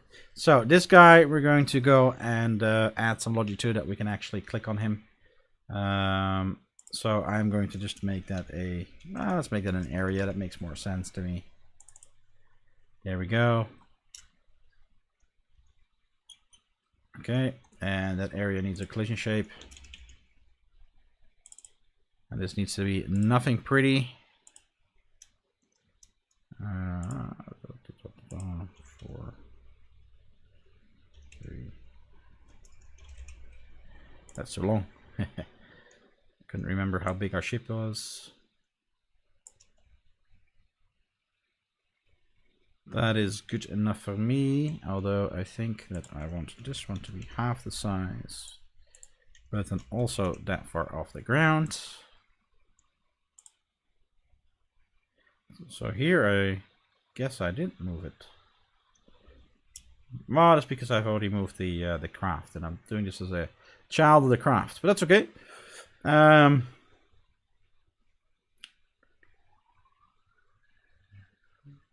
That's good enough. Actually, you probably can make this a bit more like this. It's fine. It's just so that if we look in its general direction, we can see something happening. That means that this also needs to be in the correct layer. So we're going to move you in there. We're going to turn the mask off. Hey, Barack, thank you. I hope it will be fun once it's actually doing stuff and not as, you know, we're not really having much gameplay in this part of it yet. All right. Cool. So. All right. Now, that means we need to have some. So we're going to start mission. Boom. And that needs to then have a. Yeah, I really need to start organizing all my files here because it's getting a bit of a mess. Actually, I want to take you out there as well. No. So we're going to have a pointer entered. And we're going to have a pointer exited.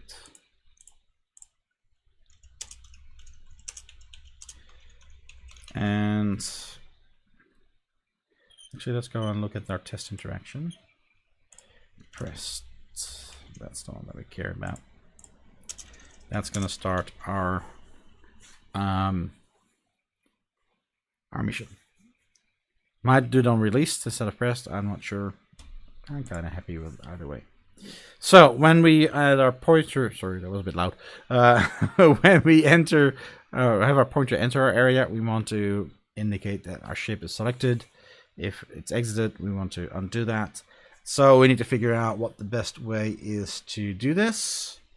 Because I don't think I've got anything here that allows me to do that.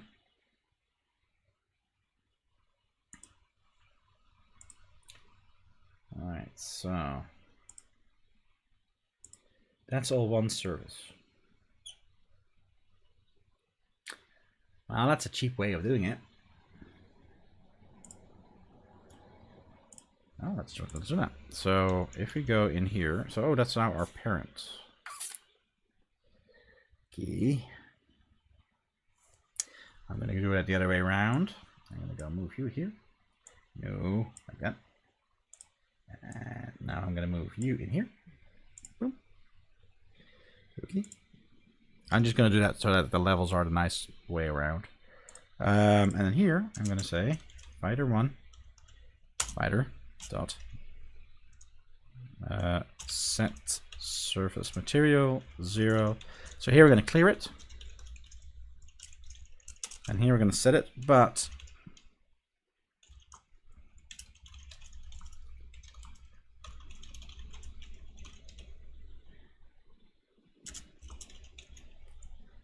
we're going to go and make our lives easier by doing that. And we're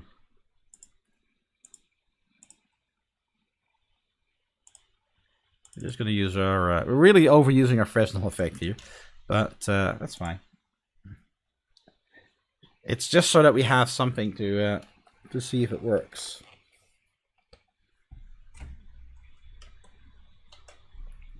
That's another reason to have a cutscene to begin with.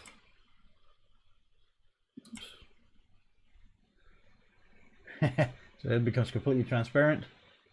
Hey, at least it's something. I don't think that's the right effect to do, but for now, you know, at least we can really see that. Oh, we can say that because we're colliding with our box. Our little selector pointer thingy is moving through our ship, but that's okay. But yeah, we have a way to see that we're actually looking at it. All right, cool. And again, you know, I think that effect is going to change. We're going to use a different material for that. But for now, it's good enough. I really have a problem with my cable getting stuck on my chair, and I don't want to break it. Okay, so that means that now we need to go and start our mission from here. I'm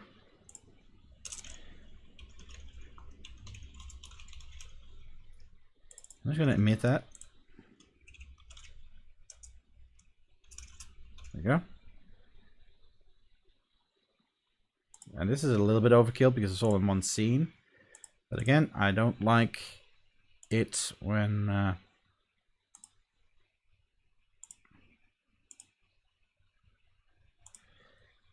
don't like calling back up the chain. So we do need a script specifically for our hangar.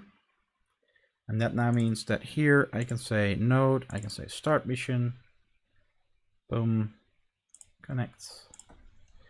And then here we need to think, how did that work again?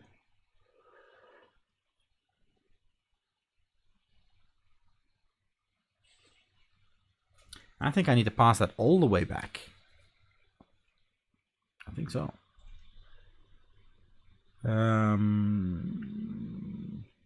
Because I actually need to I need to call change worlds, but that is that available in my room? Did I make something in the room for that? Got a signal change room.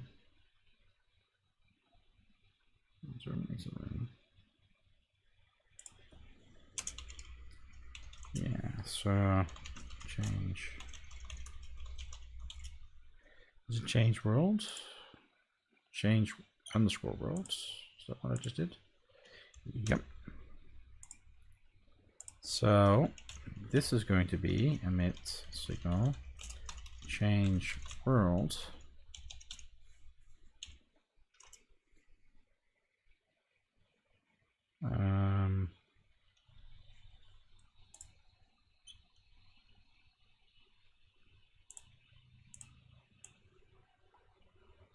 To that, I think.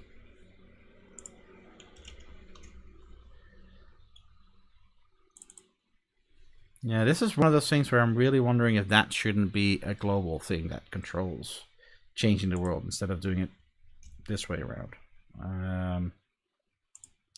Because now I need to do the same thing that we did before, is on all these where we could potentially change the world, which is right now only the briefing room, is we need to go and connect that up here. And then we need to re-emit it to send it through to our parent, which then actually loads the scene. So yeah, maybe a little bit double. I don't know. I'm not sure. But, nonetheless, a good little experiment to see if that all works. Okay, that's interesting. Close, but no cigar. So, where are we missing something? Not on this guy. Hang on. No. That's there. That's there. All right.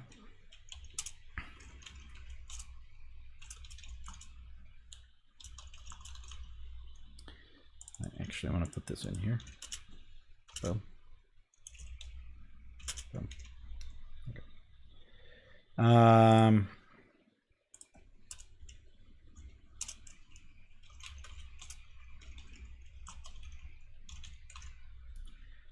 Okay.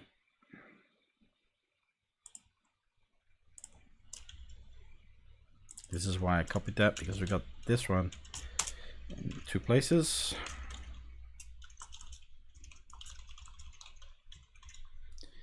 Let's see how far we get.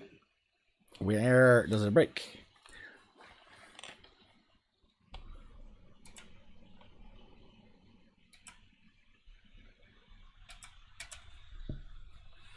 Okay.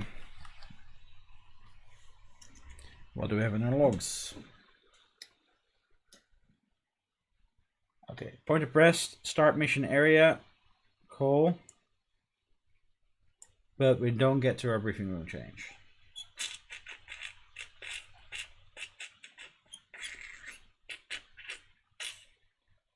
Okay, so we get here.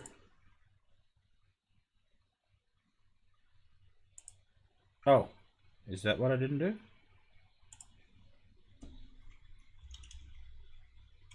No, we got that. Hold on. What am I doing now? No, this is where we say pointer pressed. Then we call that one, which is that print. And here we do a change or an emit signal, change world, which comes from our room. Change world, which is the one that we did. Did we hook up the wrong one? Start scene, briefing room, change room, change world.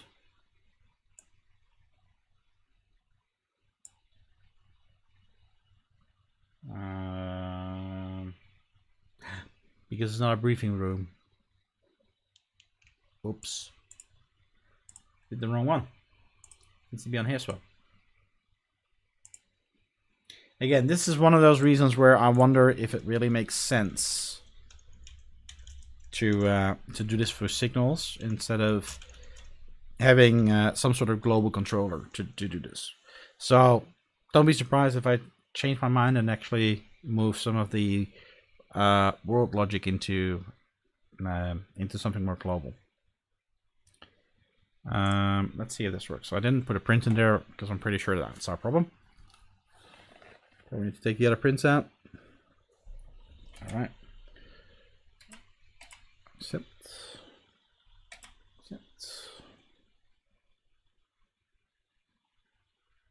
And we are back in our game. Haha. Cool. Now we don't have a way to actually exit our game yet.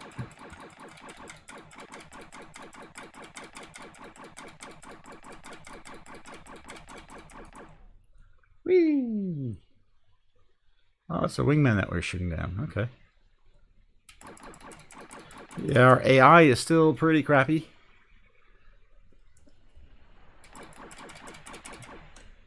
Whee! Missiles just flying around like crazy. Haha. Oh, we're getting some frame rate hiccups for some reason. Ah, it's because we're probably printing a whole bunch. Let's have a look at that in a minute. I've got a feeling that I'm printing my AI logic out there somewhere. Anyway, our game itself. Oh, the other guys are coming near us. Very good. Yeah, lost potential target is spamming our logs.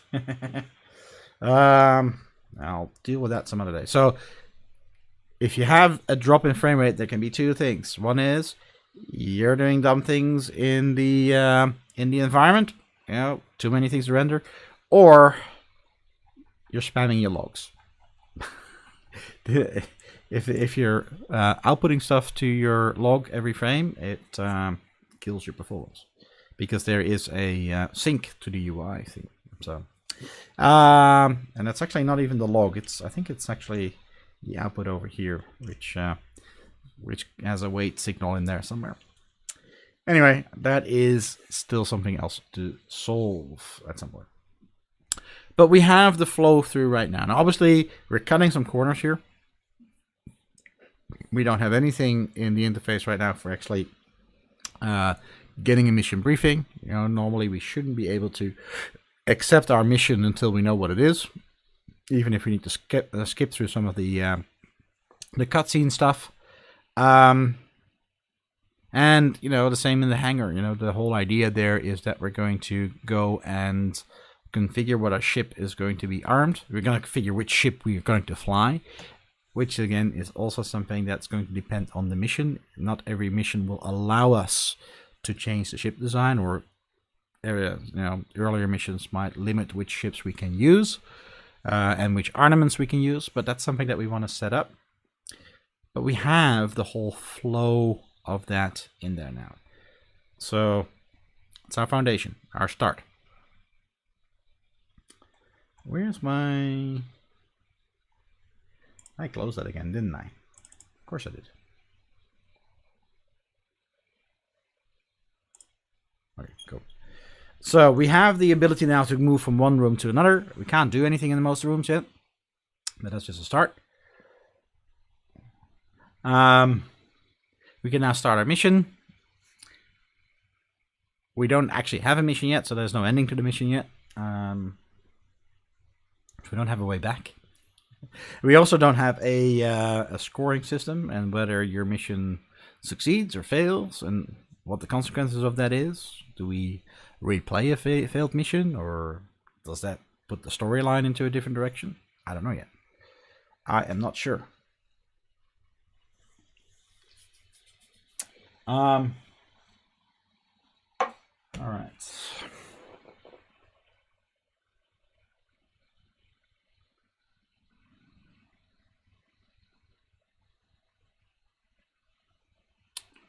So now we really need to start thinking about what is that mission system going to be. And I think I'm going to need to do a bit of research on that one first. So...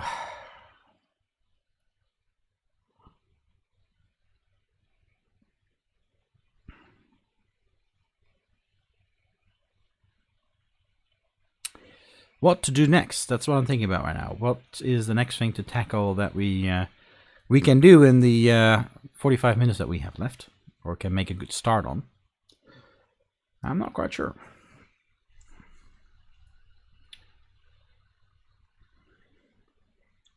I don't think it makes sense to try and figure out what goes in some of these rooms. Although we might make a start on our room there. The other thing that I really want to think about is what are we going to do with the NPCs?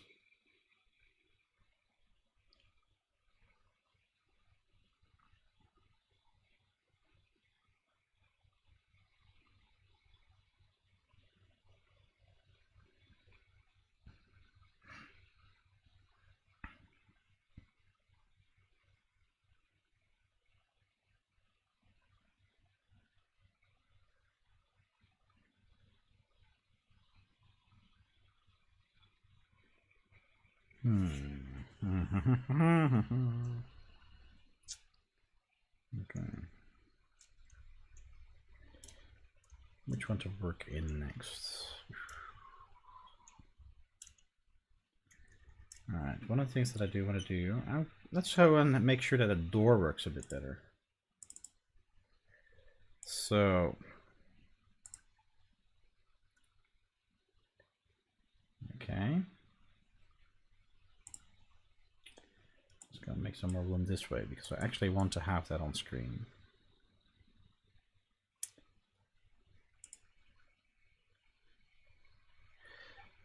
It's the other thing that actually I need to have an enable disable in here. Well, I can take it out of the collision layer, I guess.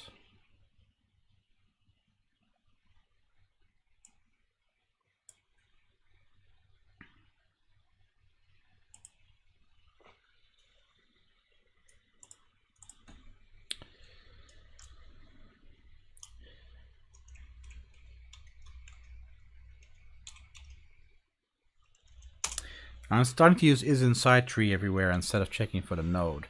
First of all, it gives the spam in here when it doesn't exist. So any property gets set before our scene is ready. And that's why we keep calling them in the ready function as well. If I check for the collision shape here, which won't be there the first time this gets called, there will be an error in the output. This node does not exist. So checking isInsideTree, which becomes true once everything's been added into the tree, which is after our properties get set, but before our ready is called. That's a nicer way of checking this stuff. So level selection. We're going to hide you.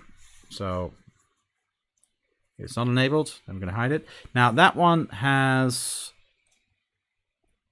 buttons, but also has... Yeah, I really need to put an enable disabled on our thing here. But again, it's an XR. I can do that right away, actually. I don't mind. Because I need to move this into our XR tools anyway, so might as well do it here right now. So here we've got our collision layers. I'm actually going to put it at the top. Export var enabled is true. Set get set enabled.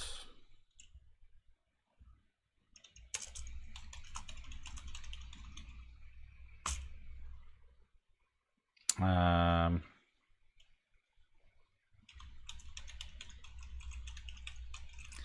on, mouse. Okay. Now, here I actually have an isReady variable that I set. Do I change them all now to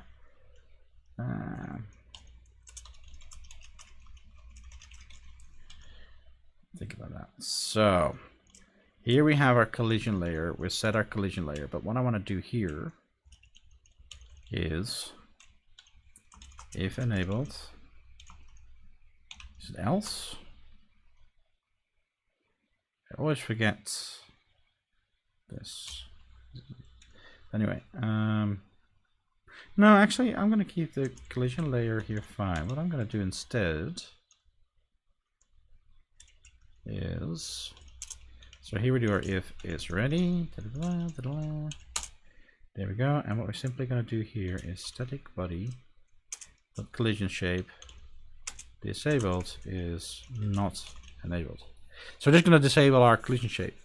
And when our collision shape is disabled, we're not going to catch any UI or any pointer interaction.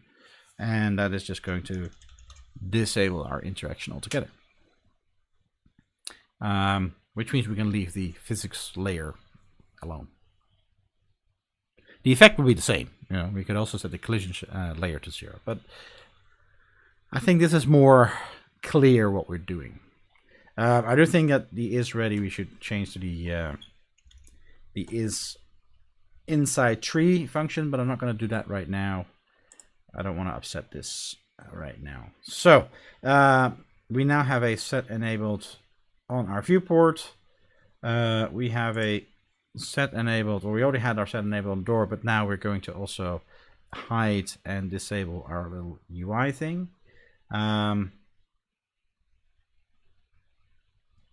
Now the last thing that I want to do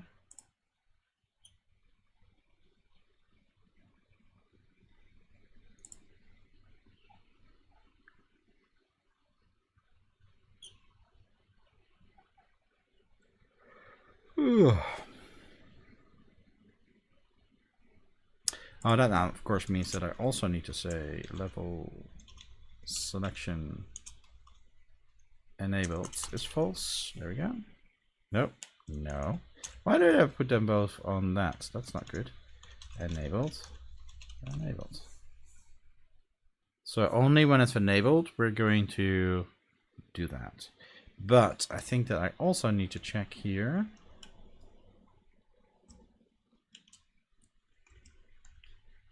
Okay, we are assuming that our destinations are there from the start. So what I want to do here now is and destinations dot. Is it size? Don't know. So I don't want to display our UI here, our button UI, if we don't have any buttons on them. All right. Let's go back to our door UI. Do I still have that open here? Yeah, I did put that behind it. I think we can remove that one. Yeah, we can remove that one. Goodbye. Did I do anything with that? No, I didn't. So now we just have our buttons. We don't have that border around it that we can't do anything with anyway. So yeah, be happy about that.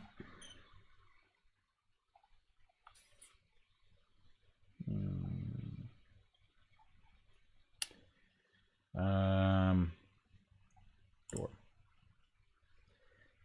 Let's see if that works actually. Because now we shouldn't be able to go into our briefing room anymore because we're not showing our UI for that. Did we crash? We did, didn't we?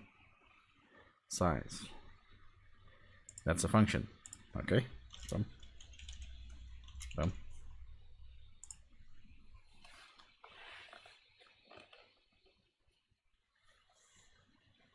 Okay. So we don't have our. Okay, why is that so brown around that? And where did that guy go? Okay, not quite sure what we did there to break that. I'm not sure why we've lost that one. Or haven't lost that one, I should say. Okay. But we're getting close to where we want to be. Alright. So, I removed that in our door UI. So we don't have anything there. That might mean that in our door, our level selection, we don't have transparent on. Okay, there we go. Goodbye. No more transparent. Perfect. So now our buttons are just going to flow there. They're probably going to reposition that at some point. I'm not sure yet. Okay. The other thing is,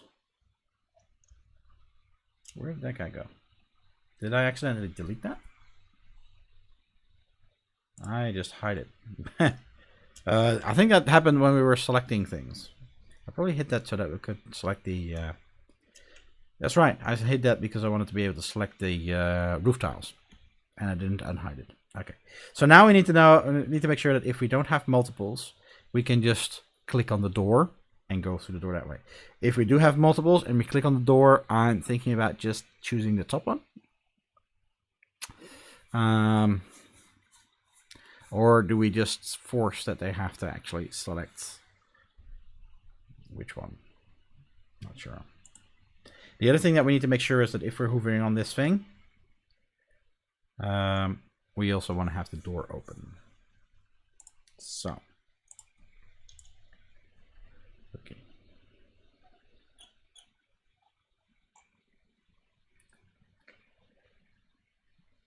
Okay.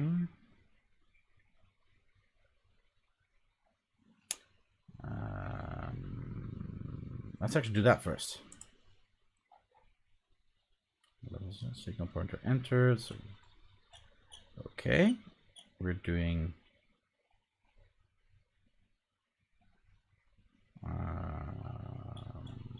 yeah, we're doing that. That's cool. So, well, yeah, that's the door script. So I want to have that one, and I want to have that one. Okay. For actually, I'm gonna is on door.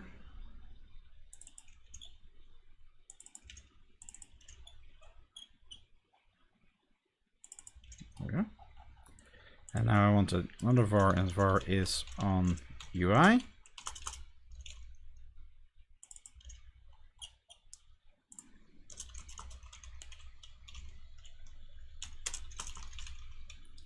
There we go.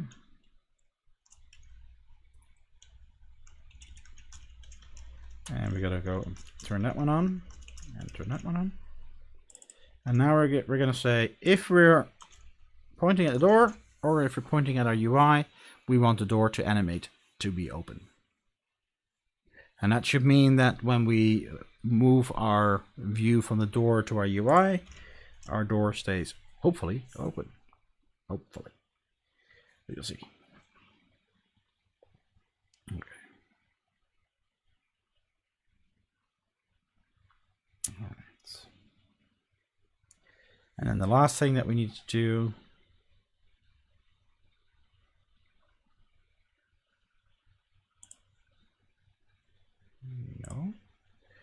pointer entered, pointer exited.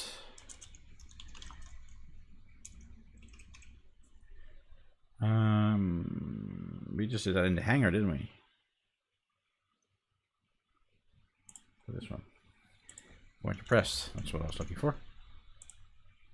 So that's when we have pressed on the door. Here we're going to say if destinations dot size bigger than 0. If we at least have something in there, we're going to do emit signal door pressed destinations 0.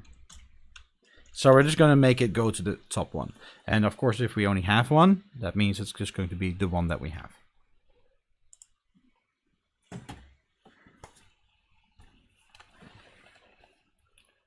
Whoa, I'm not quite sure what that. Whoa, what?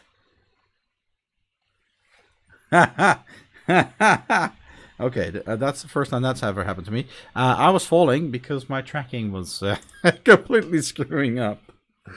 Okay, that's what I mean with my green screen getting in the way of my my lighthouses being in the bad spots. So here we can see that the door now stays open even when we're on our view.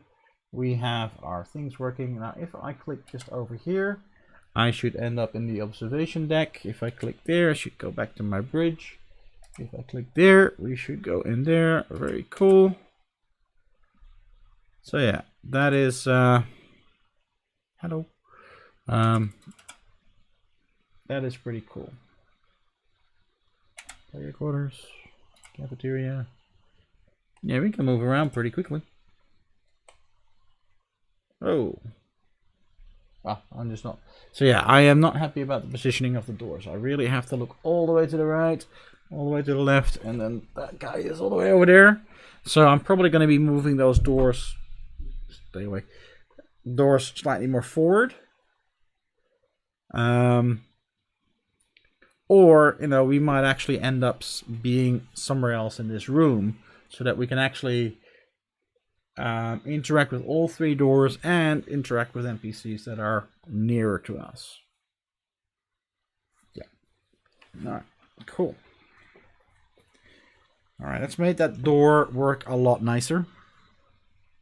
And again, I've said it 100 times before, door itself is stand-in stuff, right? It's we might eventually end up creating multiple doors and having this most of the door logic just being placeholder logic or a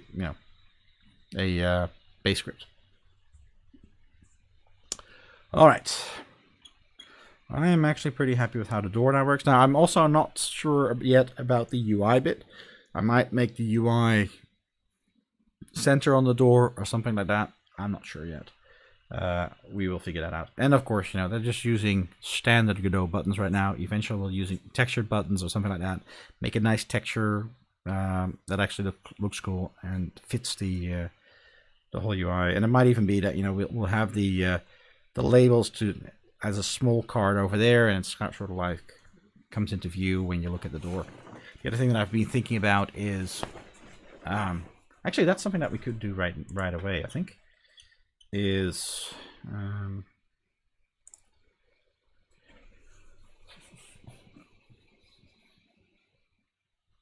yeah.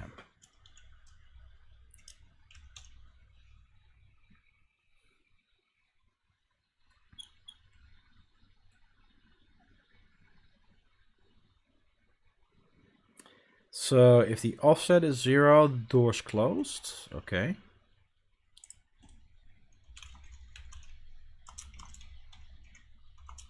All right. So I only want my level selection. Actually, that probably means that. Oops. I might want to move this somewhere else. I might go and move this in our process. So, there we go. Because that's running at least one time after we start. And here we're basically going to say that if we are looking at the door or looking at our UI, we're going to open the doors. Once the doors fully close, that means I'm not looking at the door, I'm not looking at the UI, we're going to hide our UI. So we always have to look at the door first to get the UI to pop up. And if at that point in time we're looking at the UI, the doors stay open, so that should be fine. Let's see if that works. All right, so we no longer have our UI on the door until we look at it, and there's our UI. Now maybe our UI should fade in as well, I'm not sure yet. Once the door is closed, the UI disappears. When the door opens, we get a UI back. When the door closes, it disappears. So yeah, I do think that UI should possibly be fading in and out, but I don't think we've got an alpha on that. So you might need to go and modulate.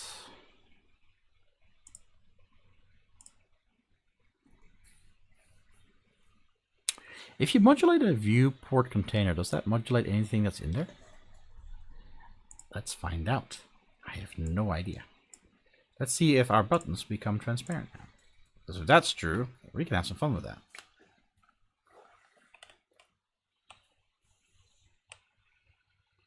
It does. Ooh. All right. That's the answer to our problem. Cool. All right. That means that we're going to go and say export var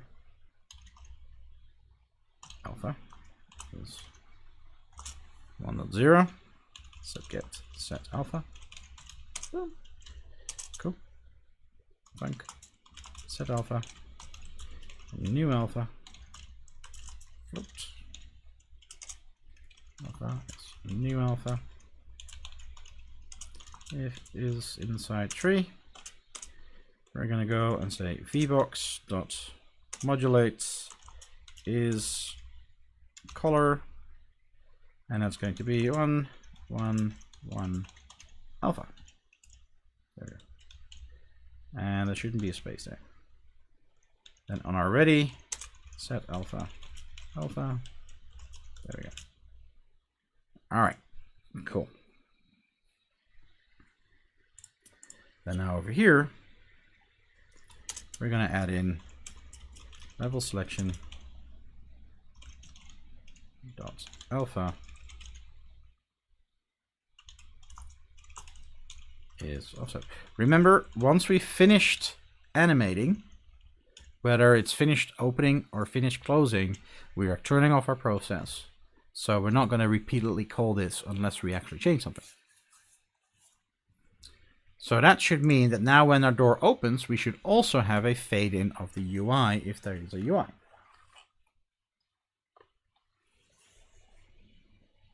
And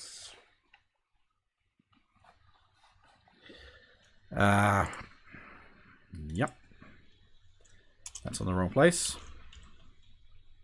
Get. Why is that not? I hate it when it's not auto-completing. Come on. That is because we're in the wrong place. We need to be here. So now we have that. Get scene instance, because the alpha needs to be set on the scene instance, not on our viewport. Right. So fades in, fades out, fades in, fades out. Yeah, that is all pretty cool. And even when we're on the side here, it stays open because we are on our UI. We actually have to get completely off.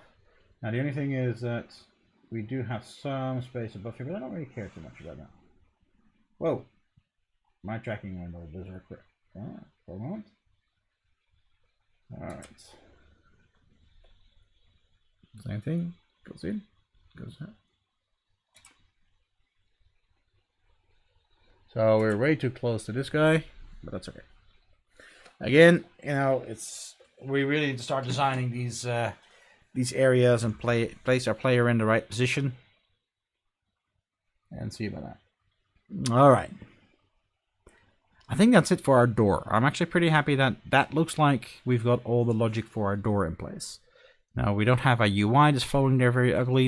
It fades in when we need it. It's gone when we don't.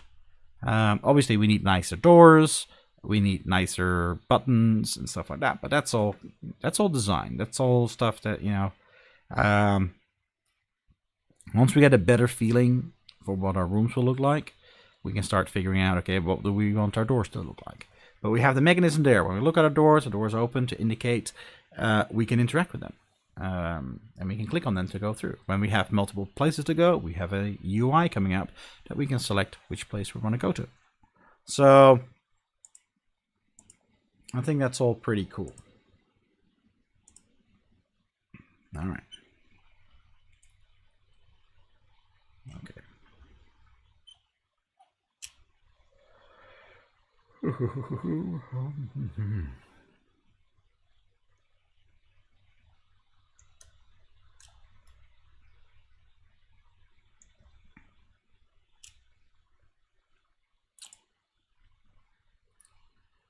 Actually, no, I want to go back to our briefing room.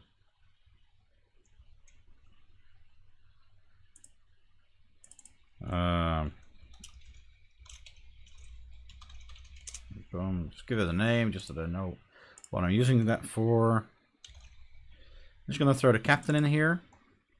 Not inside the box. Come on. Let's put him on the ground. Put him inside there too. I actually want him to be near the screen over here. So he's giving a presentation. Again, this gives a bit of an idea of how big this place is. And I kind of like us looking up at this big globe in which we're going to, you know, have a presentation of what our mission is going to be like. So we have to think about how we're going to do that. How are we going to, you know, organize what those missions are going to be. Now the other thing that is going to be something that we need to figure out is I need to get that guy to sit down. Now that is something that I ran into with some other stuff that I was working on as well. Let's go back to our character. Now, hang on for a sec. No, this is all skeleton, isn't it? So the problem that you have is while you have access to the bones, you can't actually pose them.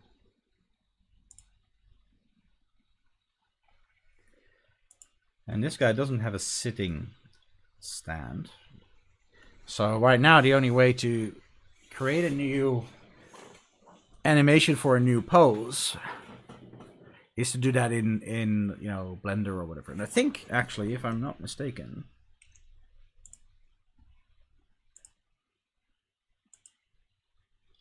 oops. Oh yeah, that's the one that we copied. We need to go into the original.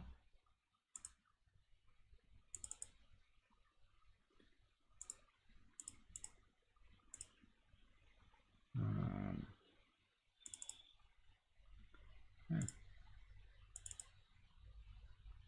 That's the theme. Okay.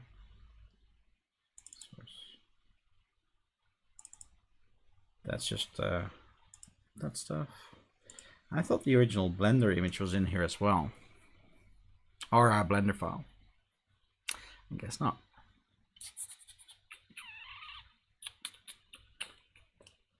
Yeah, because one of the things that I've been thinking about is actually creating an editor plugin that allows us to position all the bones. So to actually either affect the pose or the rest position. Now, normally you don't really want to play around with the rest position unless you're making something completely from scratch and seeing Godot is not a modeler. It's unlikely that you want to muck about with the rest position, but you definitely want to muck about with the pose.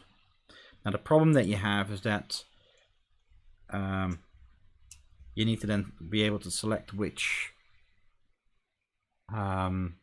joint, which bone you wanna change.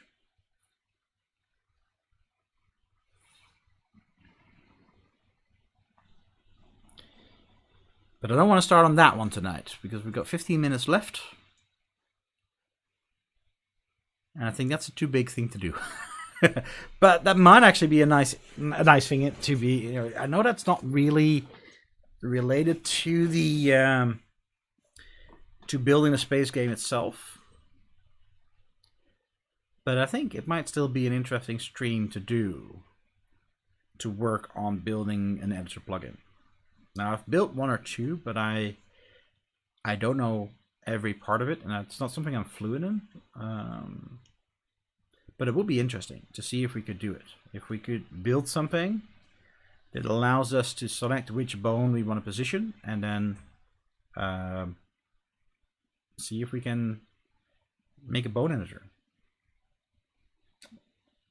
Let me know. Let me know in the comments if you guys think that we should be doing that next stream. If that's something you guys are interested in, or if you guys say, well, no, Baz, go and do that in your own time. I want you to keep working on your space game, not on tools. But I think that might be a fun topic to do the next stream on, to just build a editor plugin for, you know, because we're gonna have to do a lot of that, and I really want to be able to do our posing of our NPCs in game. While there are certain animations that you that we want to be able to do external, or that we want to preset in our modeler software. There's also a lot that makes sense to just do inside the editor, because our NPCs are generally just going to be in a position, you know, where they're not fully, you know, walking around, moving around type of of characters. Or maybe they will be. I'm not sure yet. So yeah, let me know what you guys think about that as an idea. Is that something that you want me to do a stream about, building an editor plugin? And I think creating something that will allow us to change the pose of a skeleton is definitely something that's missing in Godot. Heck, and maybe even, you know, I'm not sure if you can actually. Can you add bones? And I don't want to do it here. I don't want to mess up the thing. But there's no UI to even add or remove bones. So yeah, that would be pretty interesting to do. Figuring it out. All right. Like I said, I really want to finish on a proper time tonight. I think we've also pretty much exhausted things that we can quickly add in. Just want to save that. Not quite sure why that didn't save from the start. Why is my animation player still on? I don't know. And why do I have 39 errors? Oh yeah, that's a viewport texture stuff. It's all stuff that I need to start looking at and debugging at some point in time. They're pretty bogus messages, by the way. It's just at startup, some things are not set yet, and it complains about it, especially in editor when you've got tool scripts. And a lot of these things are tool scripts. When you switch between things, it actually doesn't properly reinitialize the tool script, which is a bit annoying. So that's where those errors are coming from, and you can protect yourself from that by checking it a different way, in LS verbose way. So yeah. All right. All in all, we fixed a couple of problems. We made the doors work properly. We are now able to move into every room except for our brick because we haven't finished the brick yet. Actually, we will be able to move into it. We'll just be floating in space. So we've got all our scenes hooked up. We can move into our hangar. We can start our mission. For now, hard-coded, our test scene. We don't go back yet when we die, but that's okay.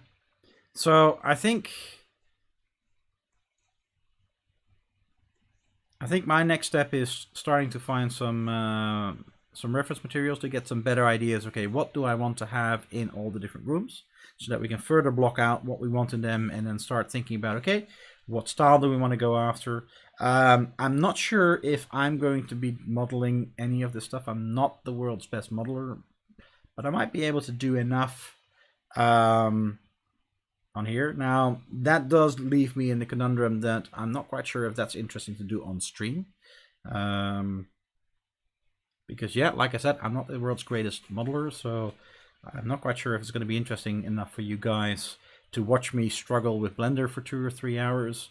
But, you know, let me know if that's something you want me to do on stream, or whether you rather have me focus on the coding side of it, and I'll try and do whatever assets building that I want to do outside of stream. And again, you know, I'm probably at some point in time going to ask friends who are modelers to do some things, or, you know, or find if I can, you know, build some off-the-shelf things. There are some really nice asset packs on places like CG Trader, where you basically get a kit bash kit and just use, you know, little parts to actually create these sort of environments.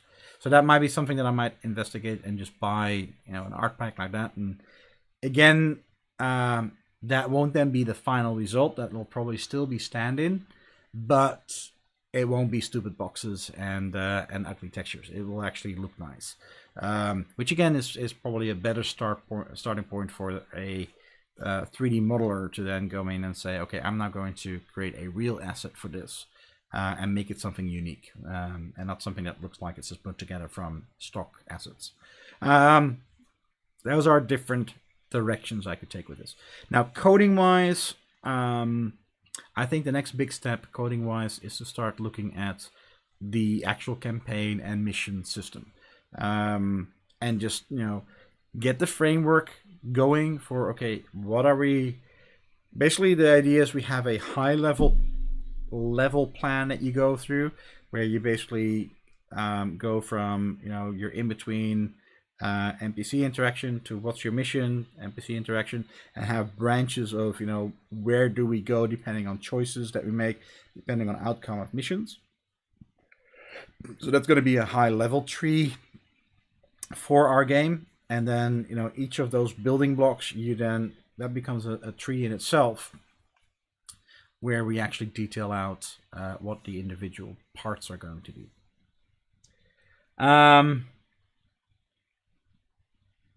So yeah, that is something that I need to work out on paper, and then we're going to start building that. So those are a few options that we have. We can make our editor plugin to do poses. That's one thing that I need to do. Further flesh out our areas here, or do we start on our campaign and mission system? Let me know in the comments, and or in, well, we're gonna end the chat pretty soon, but yeah, let me know in the comments what you guys think. Which one of those three should we focus on first? And obviously, I still have to build out the whole AI, right? And do much more in the missions itself. But I think it would be good to have that structure more in place first. So yeah. Well, that's one vote for pose. Thank you very much, Christian. Yeah, I think that's actually going to be an interesting little plugin to have, and it's also interested to see how do you build a editor plugin. And like I said, I've built one or two small ones. The procedural mesh generator that I built a little while ago does things. Actually, interesting enough, once we start thinking about the whole mission structure, that's going to be another version of a editor plugin, because we need to also map that out in the editor and save that, and that's going to drive a whole mission system. So it's going to be really interesting how we're going to use nodes and code in Godot to actually drive something like that. So it's going to be an interesting one to build. And again, that's all. It's in my head on how I want that to work. We'll see if it works in practice. I've got no idea. It's going to be a new challenge, so it's going to be interesting. Okay, another vote for the plugin. So yeah, I think next week, next Friday, we'll have a look at doing that post plugin. That'll be a cool little thing. So yeah, I don't know if there's any more questions or anything. Anything that we should discuss before we call it a night?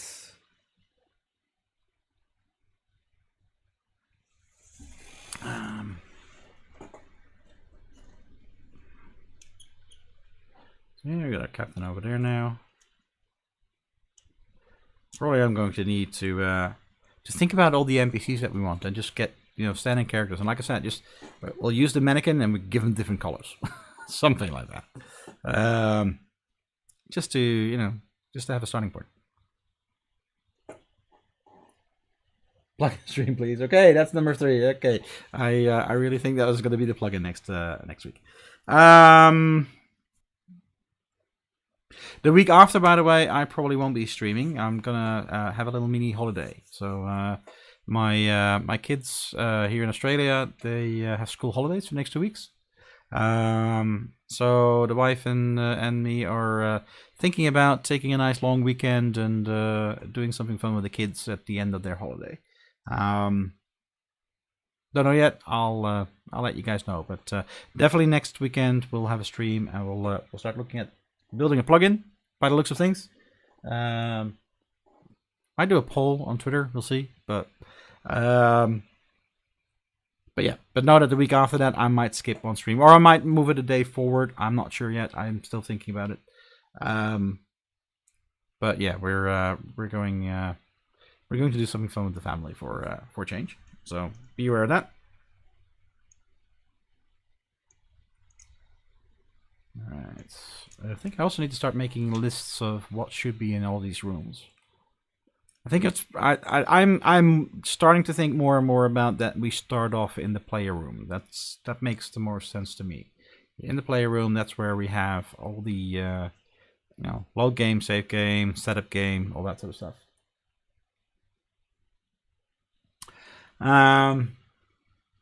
Cafeterias, I think, is going to be a nice thing. The idea, by the way, that I'm going for when we're looking at this is a bit of a mix between the type of interactions that were like in Wing Commander is a very good example. Wing Commander 3, Wing Commander 4, both games where you were able to walk around or move around the ship that you're in to interact with all the NPCs to sort of drive the story forward. But another one that's a really good example is Mass Effect, where you had a lot of more freedom to walk around the ship. Of course, as you're on the main ship between missions, and you're able to interact with everybody. Sometimes you're on a space station where you do the same thing. We're being able to interact with NPCs, the main characters of the storyline, drives the story forward. In between all the shooting and having fun and stuff like that. So that's the idea that I'm going for here. All right. Well, if there are no more questions, I am going to go and put an end to today's stream. So I want to thank everybody again for watching. I hope you guys enjoyed it. I definitely did. I'm feeling more and more confident about the setup that we have here, that this is indeed going in the right direction. Feeling pretty happy that we can move around and do things, so we can really start thinking about, well, we're already thinking about what we're actually going to put in here as content, so that we can actually start moving away from just blocking things out, and well, you know, we'll still be blocking these things out for the next couple of weeks until we get to that point where you can say, okay, now we're sure about what's in the room, that we have the dimensions of the room right, and then we can really start using some proper assets and making it look good. So yeah, I'm quite happy about the progress that we've made in these last 3 hours. So with that, again, thank you all for watching. I hope you will join me again next Friday, and see you then. Have a good night, a good day, whatever time it is over where you are, and I'm off to bed. All right, till next time. Thanks everyone.